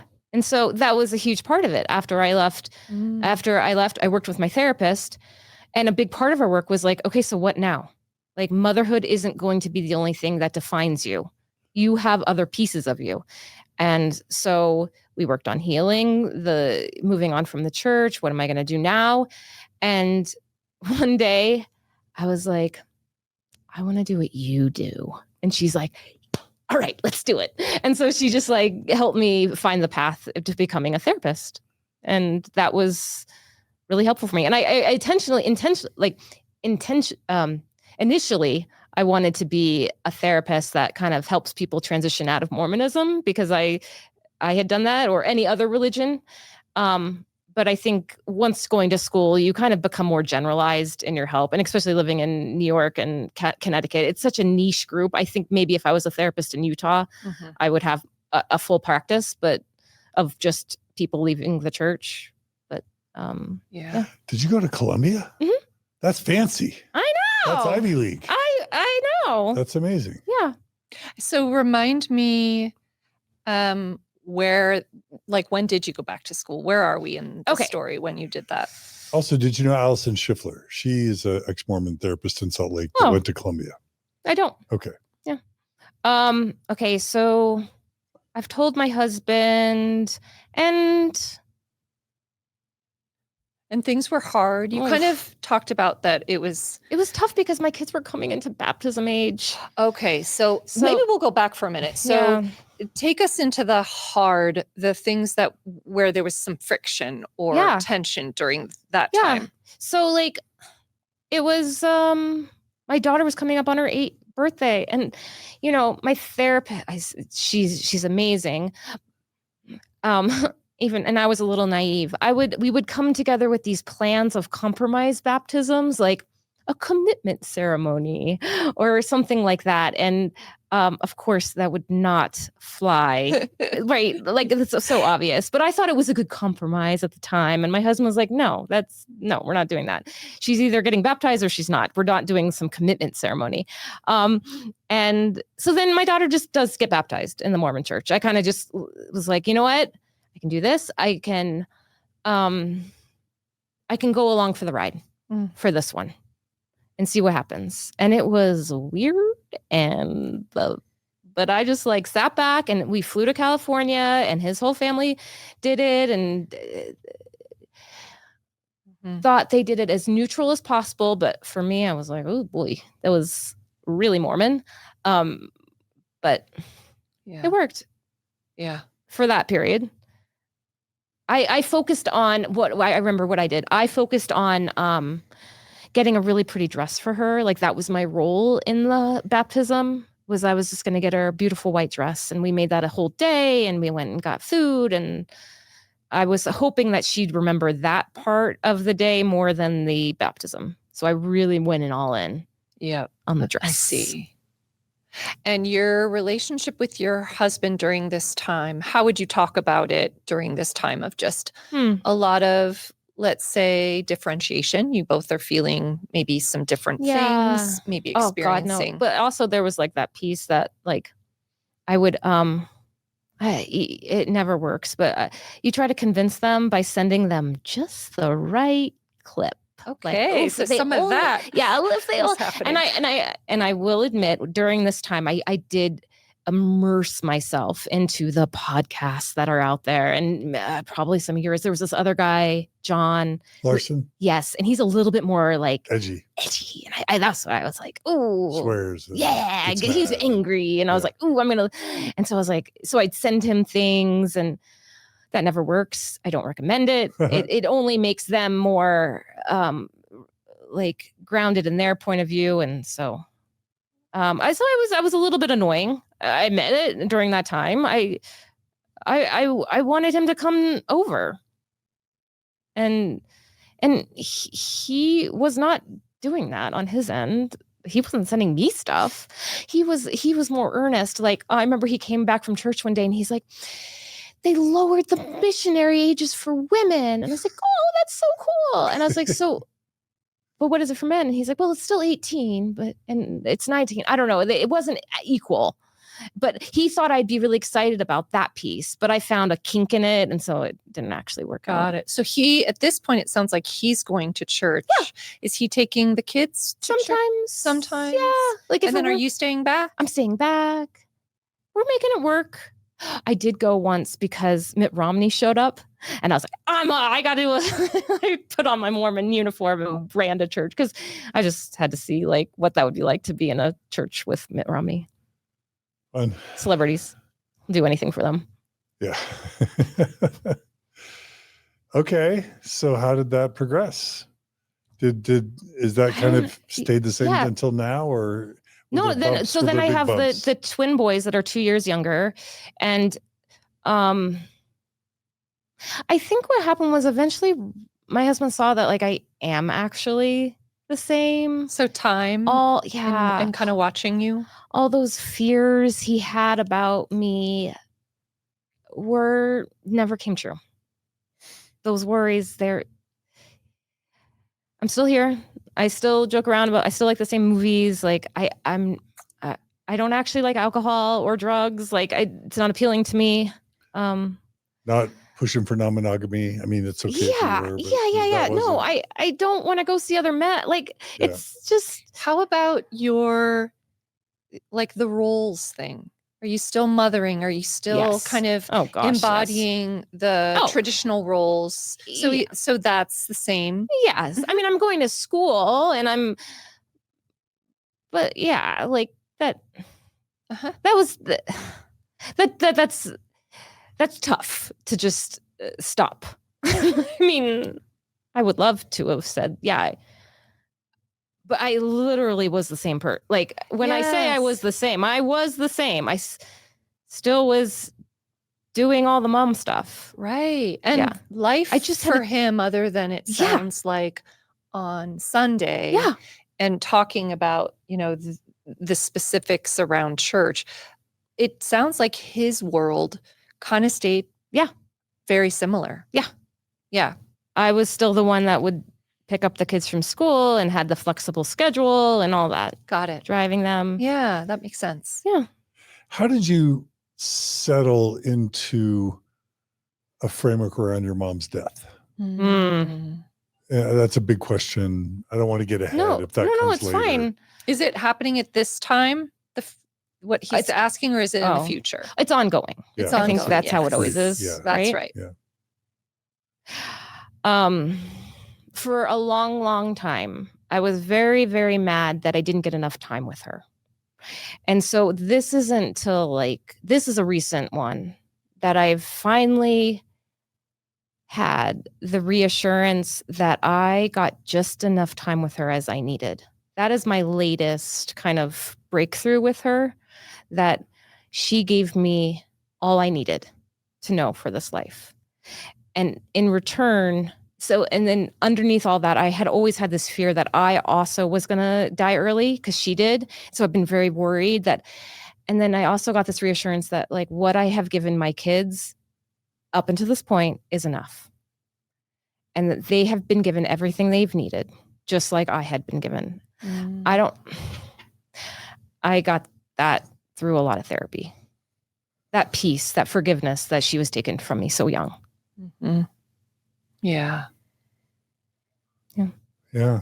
So you feel, I mean, that's a big one. I mean, reconciling death and the afterlife, death of a loved one, that's one of the top 8 existential issues that really drive people into religiosity. And am I hearing you say grief is always an ongoing process, but you feel relatively at peace with not just the fact that your mom died and that you may not see her again, but that you die too, and your kids will die. And do you feel like the death issue, the existential issue, has kind of been resolved for you? Yeah. I feel like we are given enough time. Like whatever it is, we have to kind of just be at peace with, oh, actually that was enough. What I was given from that person in this life was what I needed. So nice. Okay. That's been tough because I always felt shortchanged. Yeah. In that aspect. Mm-hmm. Did you said at some point your believing husband saw that you were still you and that you weren't going to become a sex worker or a meth addict and all that. Did the mixed faith marriage just no longer become an issue, or was it an ongoing how long did it stress to your last? marriage? I mean, mixed faith. Did I say mixed orientation? Mixed faith marriage. Faith. Yeah.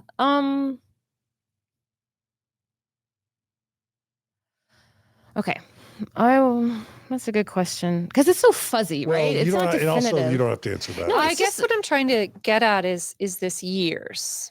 Yeah, years definitely of years. If we're going to quantify, it's years of just kind of like, and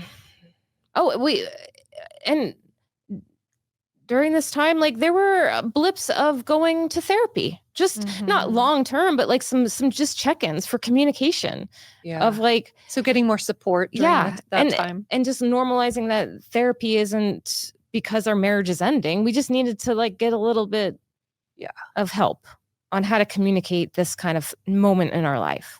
Right. And especially for me, I came into it a little bit arrogant because I went to Columbia. This is my field of expertise. And when the therapist called me out on things that I was doing, it was tough for me. But I had to recognize, like, no, there are ways that I could be listening better and understanding his perspective. Can we move into this for a minute? Because this is something that's come up as requests from people with regard to our interviews, is taking a little moment around mixed faith marriage situations. So can I ask you if anything comes to mind real quick about reflecting on that time, things that didn't work, things that you recommend seemed to work better? Do you mind just doing a few things on each side? Yes. Okay. So one of the things it's very popular right now on the internet are these debate shows. And that is like, I feel like sometimes people get confused and they think that that's how it's supposed to be in real life. But that is like probably the worst way to communicate ever in an actual marriage. Like, don't bring those debate shows into your marriage because, the studies have shown that the most effective way to get somebody to come to your side of thinking is to not convince them, but to understand their perspective. And so I look back, and if I would have really spent more time listening to my husband and understanding his perspective and reflecting that back, I think I would have had much more success and less tension. Okay. So all those videos that I thought were so smart, and those facts and those figures and what I was experiencing, and why don't you just see it my way? Right. It's not effective. So what I'm hearing you say, and this is just how my brain works, is having conversations where actually the purpose and the structure is, okay, so you're going to tell me what you feel. Yeah. My role right now is I'm going to listen to you and I'm going to reflect back what I hear. Yeah. Is that what you're saying? Yeah. So that's one of the things. Would that be on the that would be something that you would recommend? Yes. A to-do. The convincing, if you at all go down that path, that's where it derails. Okay. And the tension not starts. Debate. So what not to do? Don't Waste get of into time. debate. Don't get into trying to convince. Right. Okay. Understanding and just reflecting is so much more effective. Yeah. What else? Does anything else come to mind? Things you tried that weren't helpful, things you tried that were very helpful. Well, oh man. You know, it's only been 13 years. Like all this has happened, but it feels like a lifetime ago. And that would be like the one thing in the moment. It feels like it's never going to end. And that would be like, just to take a deep breath and to know that this isn't forever. This might feel awful in this moment, but there was this one therapist, and a lot of times we describe it as a light at the end of the tunnel. And she described it as, no, there is that tunnel and there's a light at the end, but there's also little windows along the way that you kind of have to open up to shed some light in on the way to your end point. Oh, that's a great analogy. So just make sure you're opening up little windows like of light, and don't get caught in like the darkness of the tunnel. And the way to get out of that is to, I think,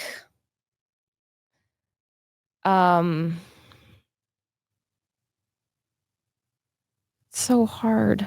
Yeah. Well, what I'm hearing you say is just remembering this idea of impermanence. And I think impermanence can feel like such a painful concept when you're having a really pleasant, beautiful moment. But when things are really difficult in life, you come up against like processing difficult times, difficult emotions. Impermanence can be a really like relieving reminder of like, things change. Yeah. So this likely will not always feel this way. Yeah. Or be in this exact form. Yeah. Right now, that's kind of what I'm hearing you say. Yeah. Okay. That's perfect. And then just some practical things. And these are things I always tell my clients. Don't use the word you. Like, you never hear me. You never. Don't use that word. That's Never or always. Never always. I mean, these are just like the classics that come up. I statements and those kind of classic therapy techniques, taking deep breaths, not yelling at each other like that. I grew up in an Italian Catholic, like yelling was so normalized. And I'm like, and then my therapist would be like, no, we don't do that. And I'm like, oh, okay, here we go. Okay. We're talking without not making demands. You must like, those are just not helpful. Yeah. In these situations. Here's a question I have for you. During this time when communicating with your husband was more difficult, so you're having new ideas, maybe new insights about yourself. I think authenticity and being able to talk to people where you do feel like they hear you or you're supported. Did you have that? Was that something where it was helpful to have friends that weren't Mormon to kind of talk to? Or what's the balance? This is a balance, right? There are times when it's volatile, or it can be overwhelming for a spouse when you kind of turn and try to do some of this communication. And yet I'm hearing therapy, which this is really key for this, right? You having a place to go where you can actually just get your feelings out, talk, feel validated, feel heard, also have some clarity, hopefully skills on how to kind of move back. But I guess what I'm saying is, did you have relationships too, friendships? Like, where were you supported? I really, I get uncomfortable. I don't talk to my family or friends about my relationship with my husband. I know lots of people do, and that works. I find for me, it's safest I could talk to my therapist about it, and that would be the least hurtful thing for him.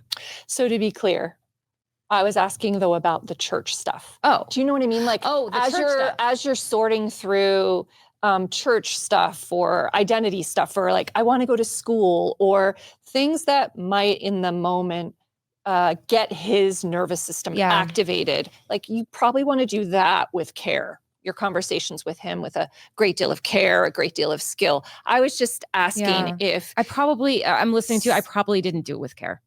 Is actually what actually happened. Got it. But you still turned to him then, and still tried to have the type of relationship where you're sharing that. That was kind of what I was a little bit after. And also, did you do it with friends during the time? Were they aware of this transition for you? Yeah. Oh, I'm stepping away from Mormonism, or, oh, I'm feeling, or was that something that you kind of kept private as well? Yeah. And maybe for the therapist and your husband, just trying to get a sense for how you navigated. I think what makes therapy probably appealing to me is I really, even doing this, I don't need a lot of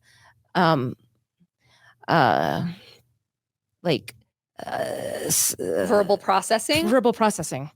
I need it with my husband, and I need it with my therapist, and then lightly with some of my friends. Like, they'll even tell you, they'll be like, I wish Sharon would, they're available, but I keep it pretty closed. Yep. And so I just find that kind of, not my husband though, I'll tell him anything. And I think that's probably what caused tension, because I was like, why don't you understand and listen? I don't know. Yeah, that's right. Yeah. This desire to be seen and heard by him. Yeah. It's kind of, you directed it in a special way, that intimacy for him. It was for him. And what I'm hearing is, keeping it a little bit more private, keeping it between the two of you, and kind of a therapist. That's kind of what I'm hearing. Okay. Yeah. And like, one time his sister reached out and were asking me questions, and I was like, yeah, it's really none of your business. And I didn't really engage with her. I haven't really engaged with any of his, So I remember you talking about coping at one point and talking about moving your body. Did this arise during this time? Was this part of coping and helping you? I'm just curious, the correlation, the overlap.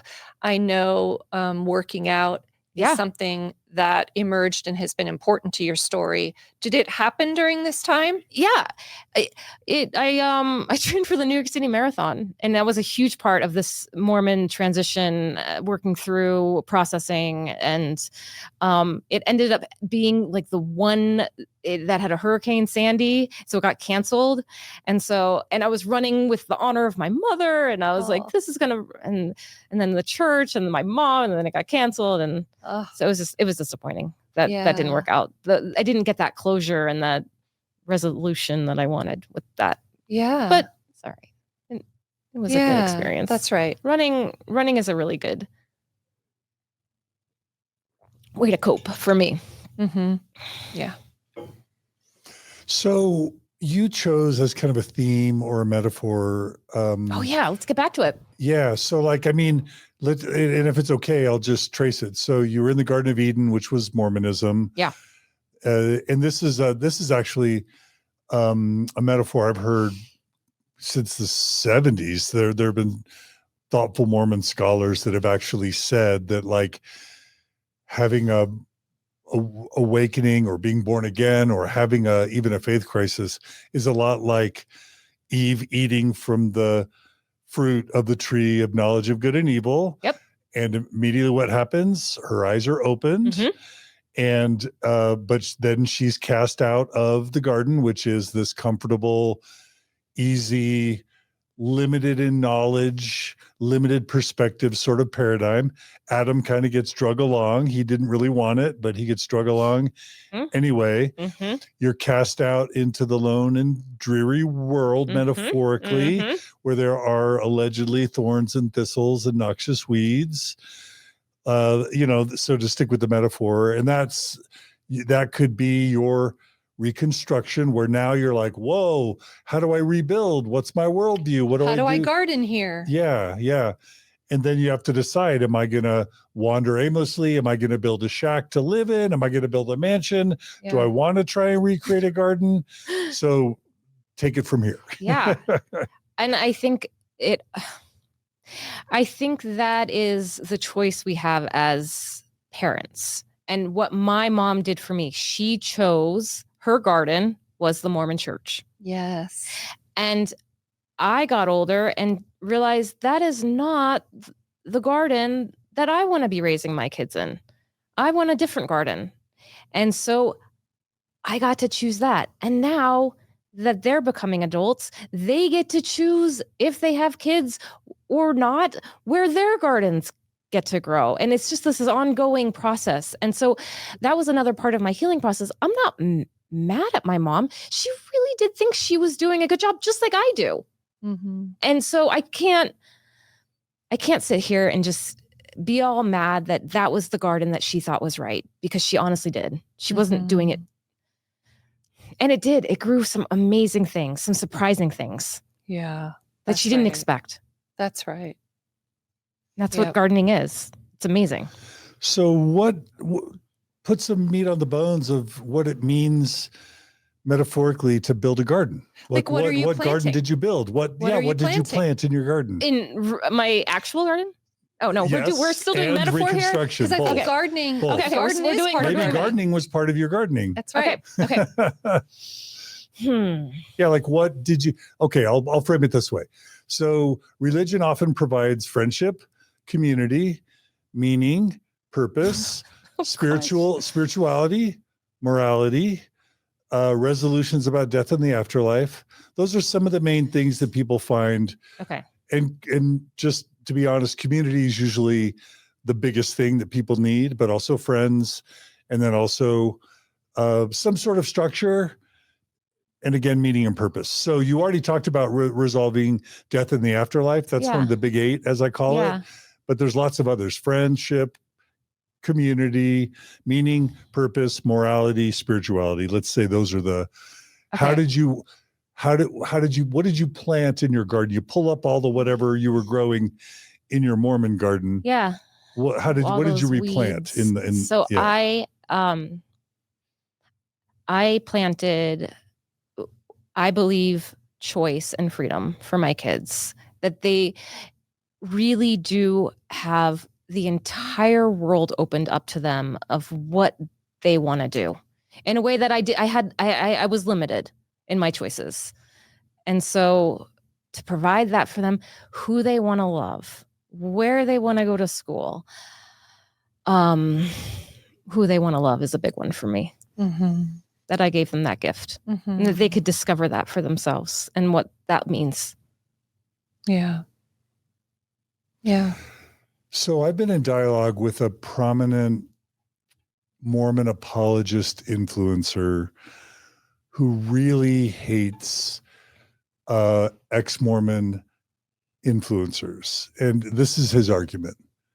I'm just giving you something No, to I want to kind of hear it. respond Yeah. to. His argument is, when people don't have God and Jesus, they most often turn to debauchery. They turn to drugs. They turn to sex. They have no reason to be a moral, ethical person. No. They don't have a sense of meaning and purpose. They're often moralless, rudderless.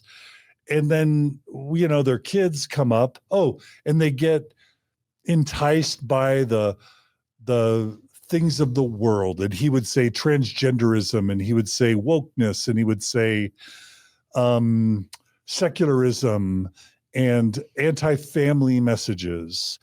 And then he would say that these people most often get lost, or if they had the benefit of a Mormon upbringing, maybe they stay ethical and moral and have a decent sense of quality of life, but they don't have anything to give their children of the similar types of frameworks.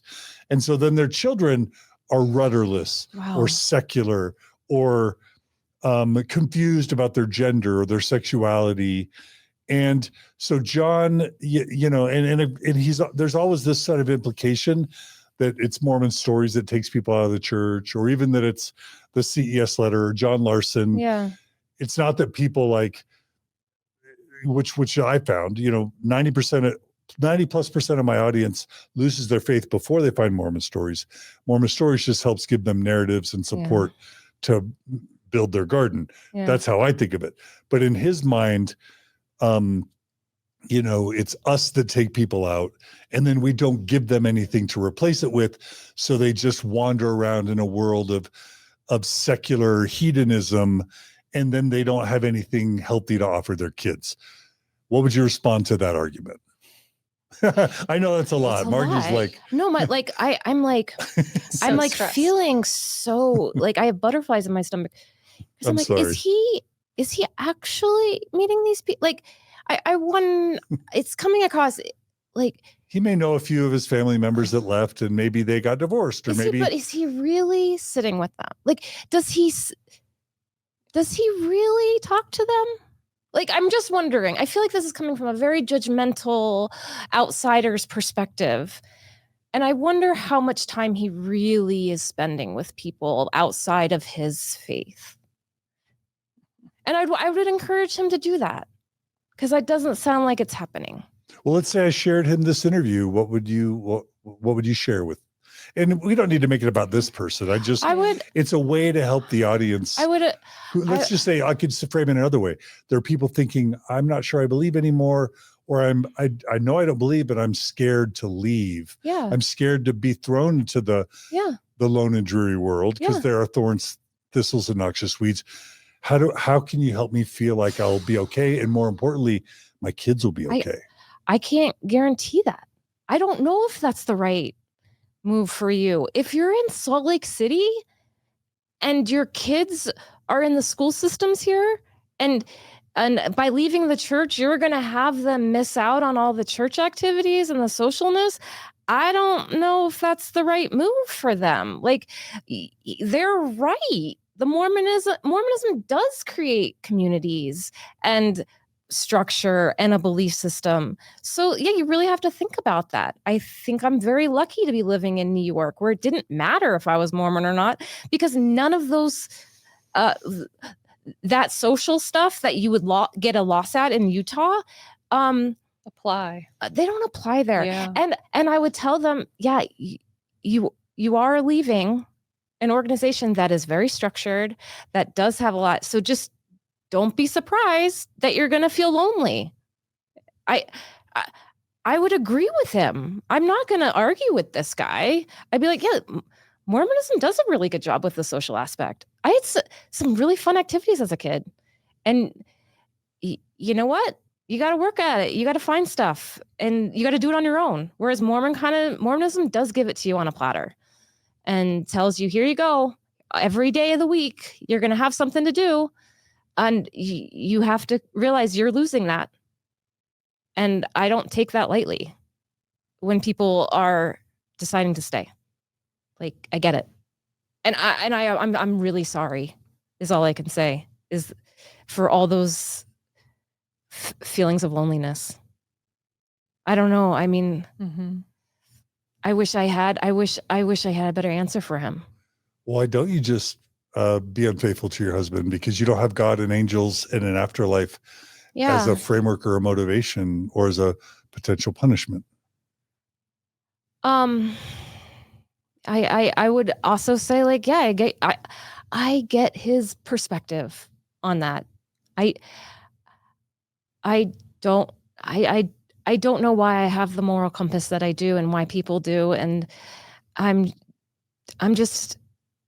I'm in it with him. I really like him and we have fun together. And I Your don't want husband. to, yeah. I don't want to do it with anybody else. Like, it's just not what I want to do. Mm. And if I did, then I would talk to him about it and I would do it. But it's just, I just don't want to. I wish it was more profound than that. And I think they are seeking that. Maybe they need that. And that's okay. Yeah. And I get it. Like, it was really appealing to me for a long, long time to get I mean, even when I say like I'm giving my kids the world, a Mormon could listen to this and be like, yeah, she doesn't have perspective because I'm giving my kid a world, like an actual world, right? And they could listen to this and be like, oh my gosh, she's so short-sighted. Like she's just thinking of temporal things. And so I'm like, yeah, I get it. I have a different perspective here. Yeah. I come with like complete understanding for that perspective. What about this idea that's like, I get this from Christians a lot. They're like, fine, I'm glad people leave the Mormon church, but I'm so sad they give up on Jesus because Jesus gives you resurrection. It gives you an afterlife. Jesus gives you hope. Yeah. Jesus gives you, a moral framework. Like, don't give up on Jesus. So what would you say to someone who's like, you've lost so much when you give up God and Jesus? I wouldn't argue with them because they believe that I did. Yeah. And so I'm like, I would sit with them and be like, yeah, I could see why you'd be really scared for me. Or sad. Because they actually believe that. Something you're doing here that I think is profound is something called perspective taking. Okay. And that's where instead of speaking from just your point of view, Defensive.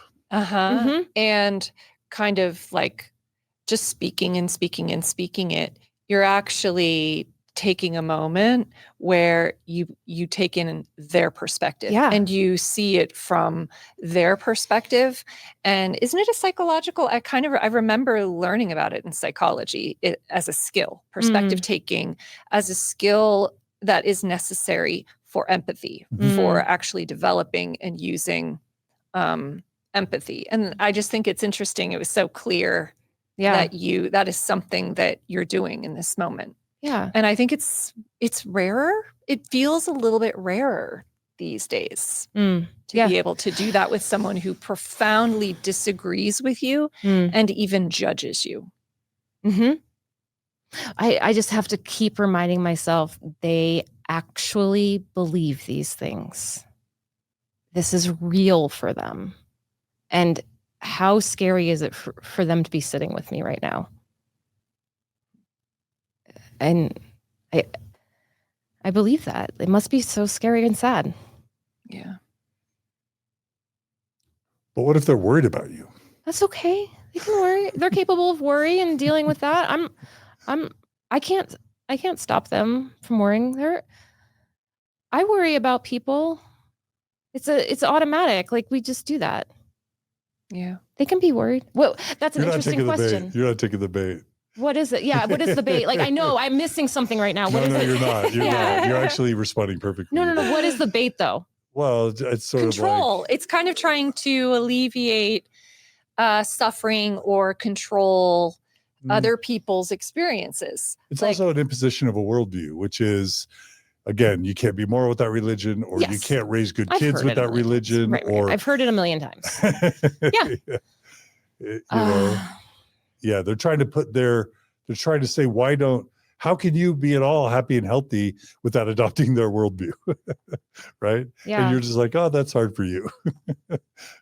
No, I think I have been recently spending a lot of time really listening, I think, to others' perspectives. And I think it's just really hitting me that they really think that they're the good ones. And they're making the good decisions. And I'm making bad decisions. They really think that and so, but I think I'm the good one, right? Like, I think I'm making the good decisions. So it's hard. Yeah. But what you're not doing is saying you should leave religion. You should stop believing in God and stop believing in Jesus and leave the Mormon church. You're not No. Why No. not? Bec- What if they because- called you anti-Mormon because you're coming on a podcast and saying you left? So that's anti-Mormon. It's okay. They can. I mean, maybe I am. I don't know. Well, sure. I don't know. I really don't. I want people. There are a lot of reasons to stay, and just being in Utah for this past week, I realized there were things that I did not experience, or cultural things. Just the the school is the one that I keep going back to, is that like if I were to have raised my kids in Salt Lake City and not had them go to like seminary in the morning, that's a huge social loss for them. And that might have been a miss, and they might lose out on some social stuff that I would have taken from them, and I wouldn't have done that. Like, So the importance of place. yes. The importance of context. Yes. And the time. importance of- Like yeah. this is I got luck. I'm in the sliver of time that I was able to do this. I recognize that. In the United States, at a certain period, Mhm. in a certain location. Yeah. And that is not afforded to everybody. Yeah. I feel very lucky. Let me ask you this about the garden that you Oh, yeah, let's built. keep going back I to that. kind of want to go back to also, because I see plants you've planted that you haven't mentioned yet, but I'm curious about how you feel about your planting so far. Like, do you love your garden? Do you feel like your garden has like, how does it feel to be planting and living in the garden you've created in this moment? I love parts of it. Mhm. I think there's some really cool parts. There's some really messy parts. There's some parts that like I really like my job. I really like where I exercise. I really like my friends. Is this what you're asking? Yeah, Yeah, like tell me the plants. Let's go with the garden analogy. Okay. The plants you plant, you look forward to, you enjoy. Let's start there. Mhm. What are the plants that you've planted in your life? You've just mentioned some, right? School, you now have a job. It sounds like, so you love being a therapist. Love being You a therapist. It sounds like the way you work out. is it Orange Theory for you? Yes. Yep. So Orange Theory, that community, for me. the structure really works for you. What are some other plants in the garden that you're like, I planted that thing and I love it. Like it is working for me right now. I really like the relationships I've built with my kids, that Yeah. we have fun things we do together. Like we go thrifting, we talk about their relationships. They are in the coolest relationships you could ever imagine, and I love hearing about them. There's no kind of judgment there about whatever they want to do with them. Like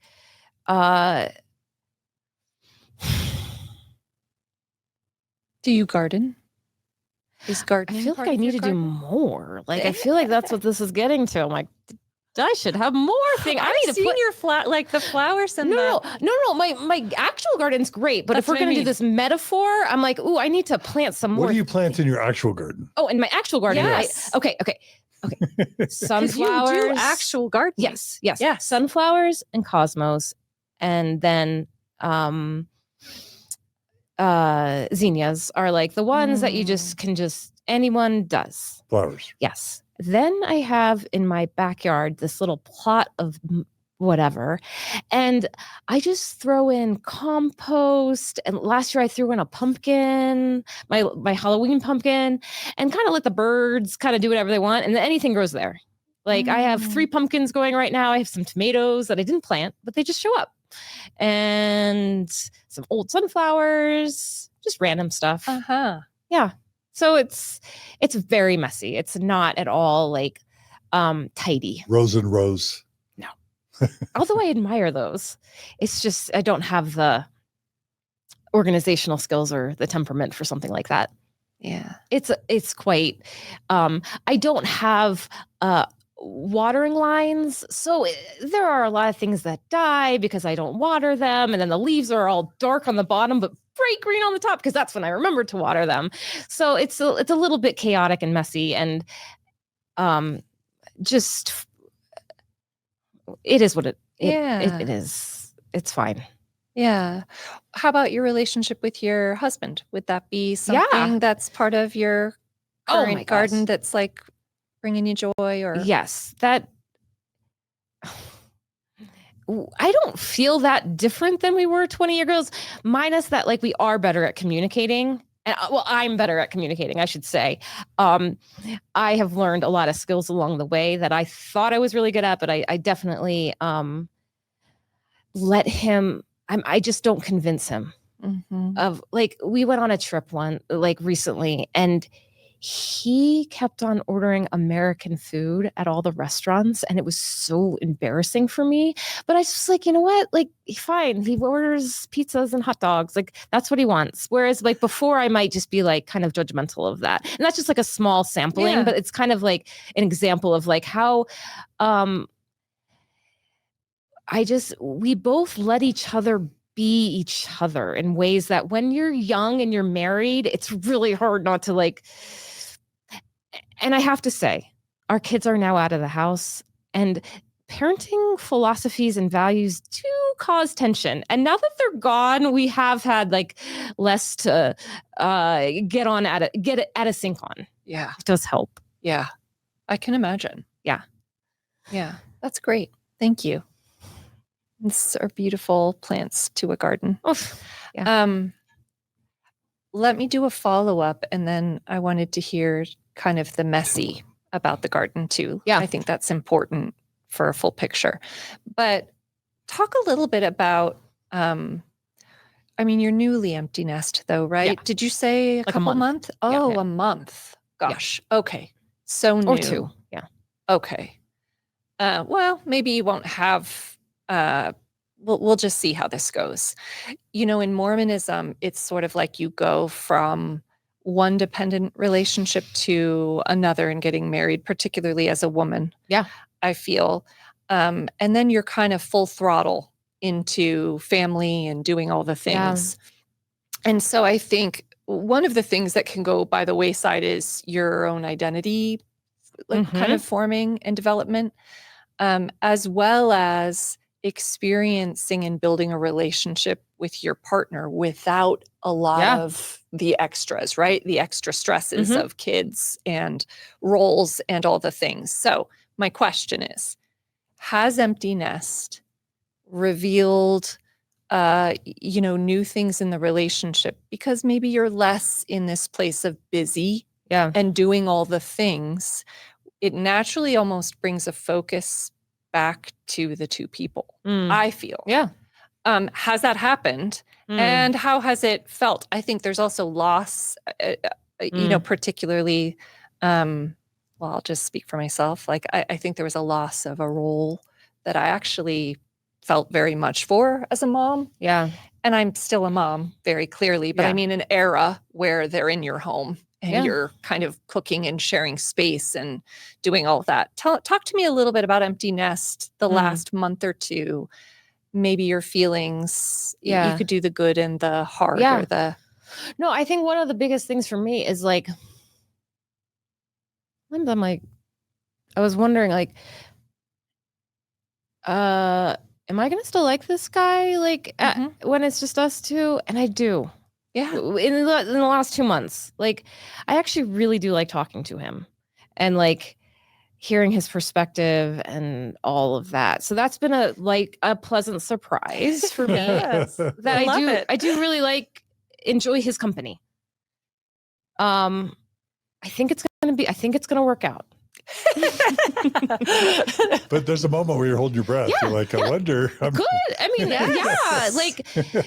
and I think so far so good that like we have been able to hang out together and really enjoy our time. And like, it's been okay.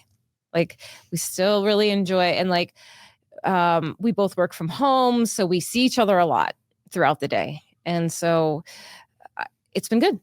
He knows how I like my coffee, and he goes gets it for me. Like there are like he's just he plays music all the time. He plays the guitar all the time in the house. We have music in the house, so it does feel like there's still energy, life. Yeah, yeah, because we're both at home all the time. So I do have that. That's lovely. There's things I really like about him still. And Yeah. I actually think it's like, this is the scary part. It always is like people talk like this and then it goes to shit. But I actually think this is gonna like really, we're really gonna like it. We're really gonna like this period of our life. So far.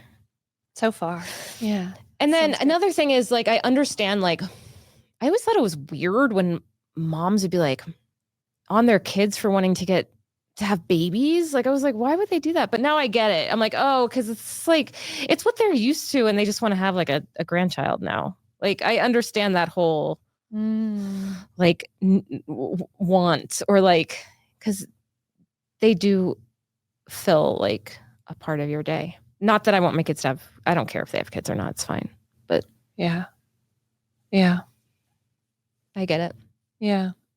Okay, so to get back to the garden analogy, Oh, gosh. what are some of the messy parts of inherent, by the way, in being in the world and being alive, but for you particularly, like in leaving Eden, trying to create a garden for yourself now in the wider world, what have the messier parts been? The harder parts, or If any, you don't. No, that's fine. No, there's always hard parts. I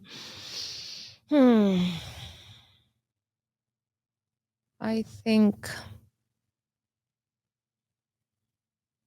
navigating being a working mom and not having that.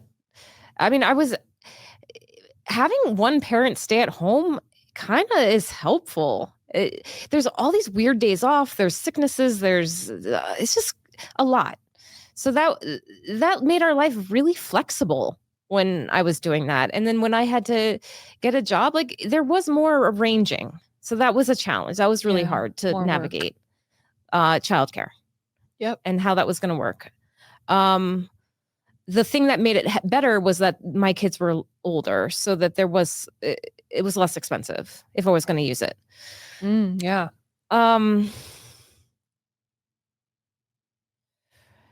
It's tough because I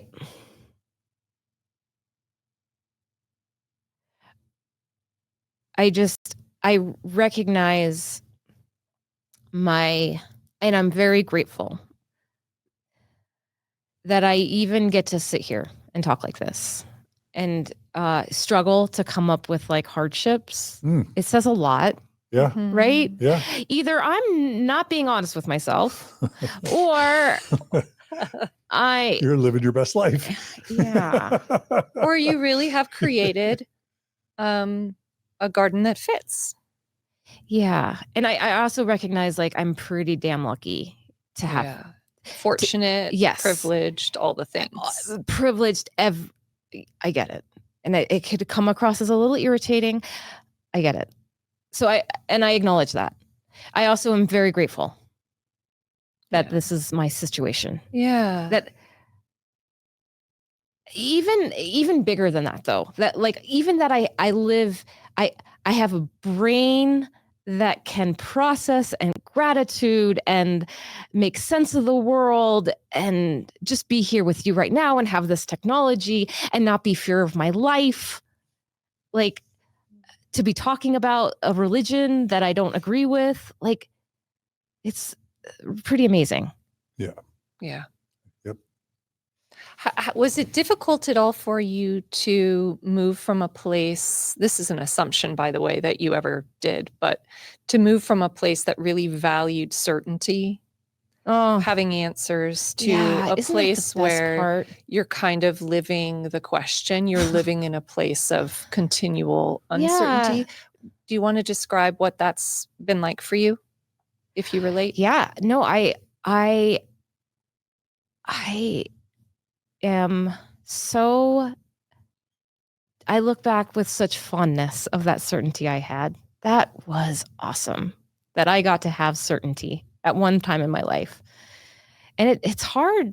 It is hard. That is the appeal of religion, is the certainty. And that's something you have to give up. But also it is kind of nice to be in this. I enjoy the uncertainty and the messiness of it all. So I'm okay. I think one of the things often I had to get used to as a therapist was a lot of times my clients would say, I don't know. And then I'd be like, okay, so we got to figure it out. We got to get to the answer. And now when they say that, I don't push for it. I just let them not know. And I think it helps a lot of times to show them that it's okay not to know. Yeah. And because it kind of goes against, because especially as parents, I think kids' first defense, especially when I work with teenagers, a lot of times their first answer is, I don't know. And that can become irritating. And I've kind of just accepted that is a 100% valid answer. Yeah. And it's also very exciting to me. Yeah. So That you find it exciting, some of the aspects of not knowing or. Yeah. Yeah. Yeah. I find it like kind of limiting when we do know stuff. It's kind of a bummer. It's like, oh, now we don't get to wonder. Like, that was so fun. That's why I'm so nervous about like AI and like technology and getting computer brains in the next 100 years. Like, oh, what a wonderful time that we got to live in of wonder and questions and Like uncertainty. Books or movies, you don't want to know the end. Right. You want to live the book. You want to live the movie, But right? how close are we to like actually finding out what this all is? You think we're still far away? I'm not. I'm really impressed with AI, and I'm really unimpressed with AI. Yeah. Depending on what it's being used for. I'm amazed at how fast I can get a quick answer to a really big question. Yeah. But in no way am I thinking, no, Like- this is great art, or this would be a great screenplay for a movie. Like, Well, I think sometimes it can't even answer a basic question accurately. you're right. You know, I was like, hey, ChatGPT, did Margi win a national championship when she ran for BYU? And it's like, yep, she sure did. Yeah. And I'm like, Margi, did you win a national championship? And she's like, nope. I'm like, Yeah. wow, I couldn't even get something very basic right. So I don't know. Yeah. I see but it as a long time away from. I feel like we're like 100 years away from knowing everything.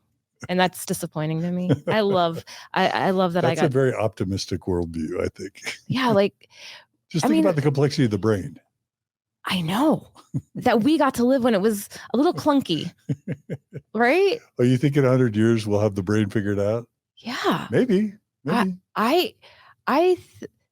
think it's just like, wow. I think we're gonna figure out a lot of things. Like I like that we kind of right now are living in this time where death exists and all these things. I feel like we're gonna figure all this out. Oh, okay. I don't know. Maybe not. You're a transhumanist, I think. I don't know. Maybe I am. Maybe I have a new label. I just feel like I just feel really lucky that we get to wonder, and I love it. I think it's fun. That's great. Yeah. Yeah, I hear that.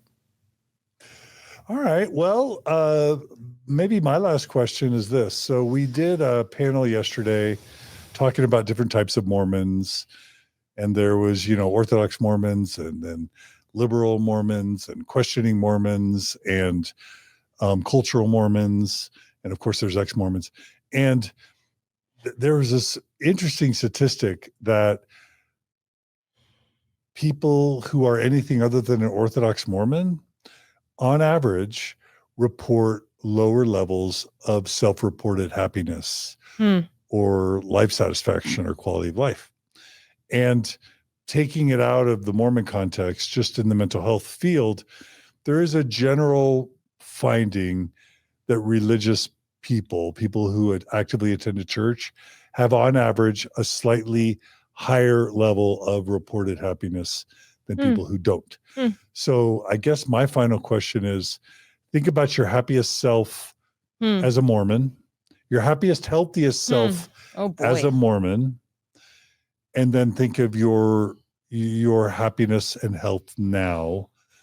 Okay. Do you feel like you traded down, traded across, or traded up? Let me add, not just health and happiness, but also just joy and well-being. Okay. I'll make it a little more complex because some say life isn't about happiness. So I'm not going to argue. Okay, I'm not going to go down that path. Okay. I'm just going to take the question. So this was explained to me one time, and this is what resonates with me. They did a study of people that they tested like happiness, and then they tested their happiness after winning the lottery. Or no, like a paraplegic or like some sort of health crisis. And they show that there was a dip like right after, but then eventually it leveled out. And so that they were at the same happiness level as they were prior to the accident or whatever it was. And I think that is kind of the case. I feel like that's my experience. Yeah. Whether it's something perceptively catastrophic, like being a paraplegic, or something seemingly euphoric, like winning there's a lottery one too. There's a set I'm sure point. there is. Yeah. I think the idea is there's a set point of happiness that we often people return to. And I think I've returned to that level. Okay. There was a time, if you would have asked, I would have said lower. And there might have been a time where it was higher, but I honestly, I've been out of it enough that I feel at this point it's the same. Wow. Yeah. What's wow about that? No, it's awesome. It's just interesting. Yeah, it's your experience. Yeah. Mm-hmm. Yeah. That's cool. Is there anything that surprises you about kind of being here in this moment, or that you feel proud of in this moment about your journey? This is the most proud of is that I honestly don't think about it. It was like it's been 13 years and since what? Since let's say that moment, I guess maybe the math is wrong here. Since I've like the park moment. Yeah, that's 2012. Yeah. Okay. And it doesn't. This is more than I've talked about Mormonism for so long. Like, you really can move on, right? Like, and I was thinking about you two, and I was like, you have to have it part of your lives in a way that, like, I really don't, and I really am proud of that. Mm-hmm. There's not a Mormon church in my town. Mm-hmm. I use it as a party trick to bring it up, like, and they'd be like, "Oh, cool, what's that?" Yeah. So I feel very proud that I've been able to close that chapter of my life. Yeah. Lovely. But also, it sounds like grateful that you had those chapters in your life.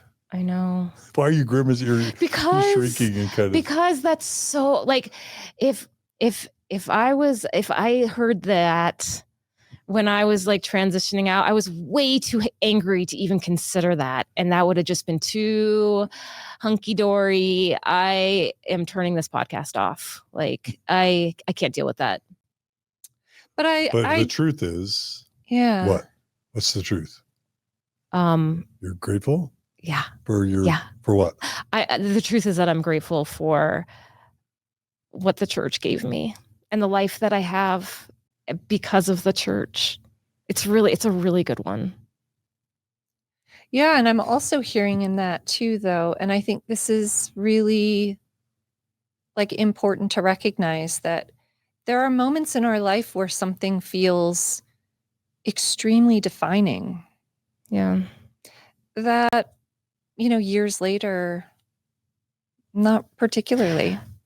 Yeah. And I think that's a surprise. Like, I hear that as a bit of a surprise. Yeah. And I really love that, especially for particularly arduous, painful things that in the moment it could be like, wow, this is really, but then look at you. Yeah. 10 or 13 years later, you're like, oh, I don't actually think of it that often. Yeah. Yeah. Yeah. That's powerful, actually. It is powerful. There's probably a lot of people that will feel hopeful to learn that at some point it can actually be in their rear view mirror. It does. It can happen, but it helps that I'm so far. Yeah. It can take time to grow up that life, that new life. Yeah. That and your you're brain anchored to think of, have different interests and different things to think about. New self. Yeah. Yeah. Well, thank you for sharing a bit of it. This has been fun.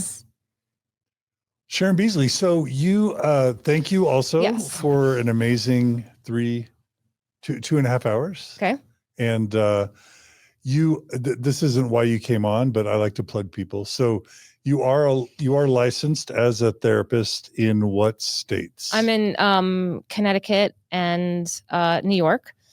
And so I can see clients. I take insurance, all the major ones. So that's helpful for a lot of folks. And you can find me on psychologytoday.com and reach out to me there. Do you have a website, professional website? Yeah, I use Alma is the website I use. You can find me on there as well. And what's your modality? Cognitive behavioral therapy. CBT. Yeah. Okay. Beautiful. Beautiful. Well, thank you for being willing to share your Mormon story with our audience. I know it's going to be super helpful for tens of thousands of people, at least tens of thousands of people. Thank you for telling me that now. Oh, you wouldn't have wanted to hear that before? No. That would have stressed you out? Yes. All right. All right. Well, thanks. And Margi, thanks for being my co-host. Yeah, absolutely. Sharon, did you know that people love Margi as a co-host? I get this every day. It's like, John, the best thing you ever did was have Margi as a co-host. Well, I agree. She's put me at peace as soon as I came in.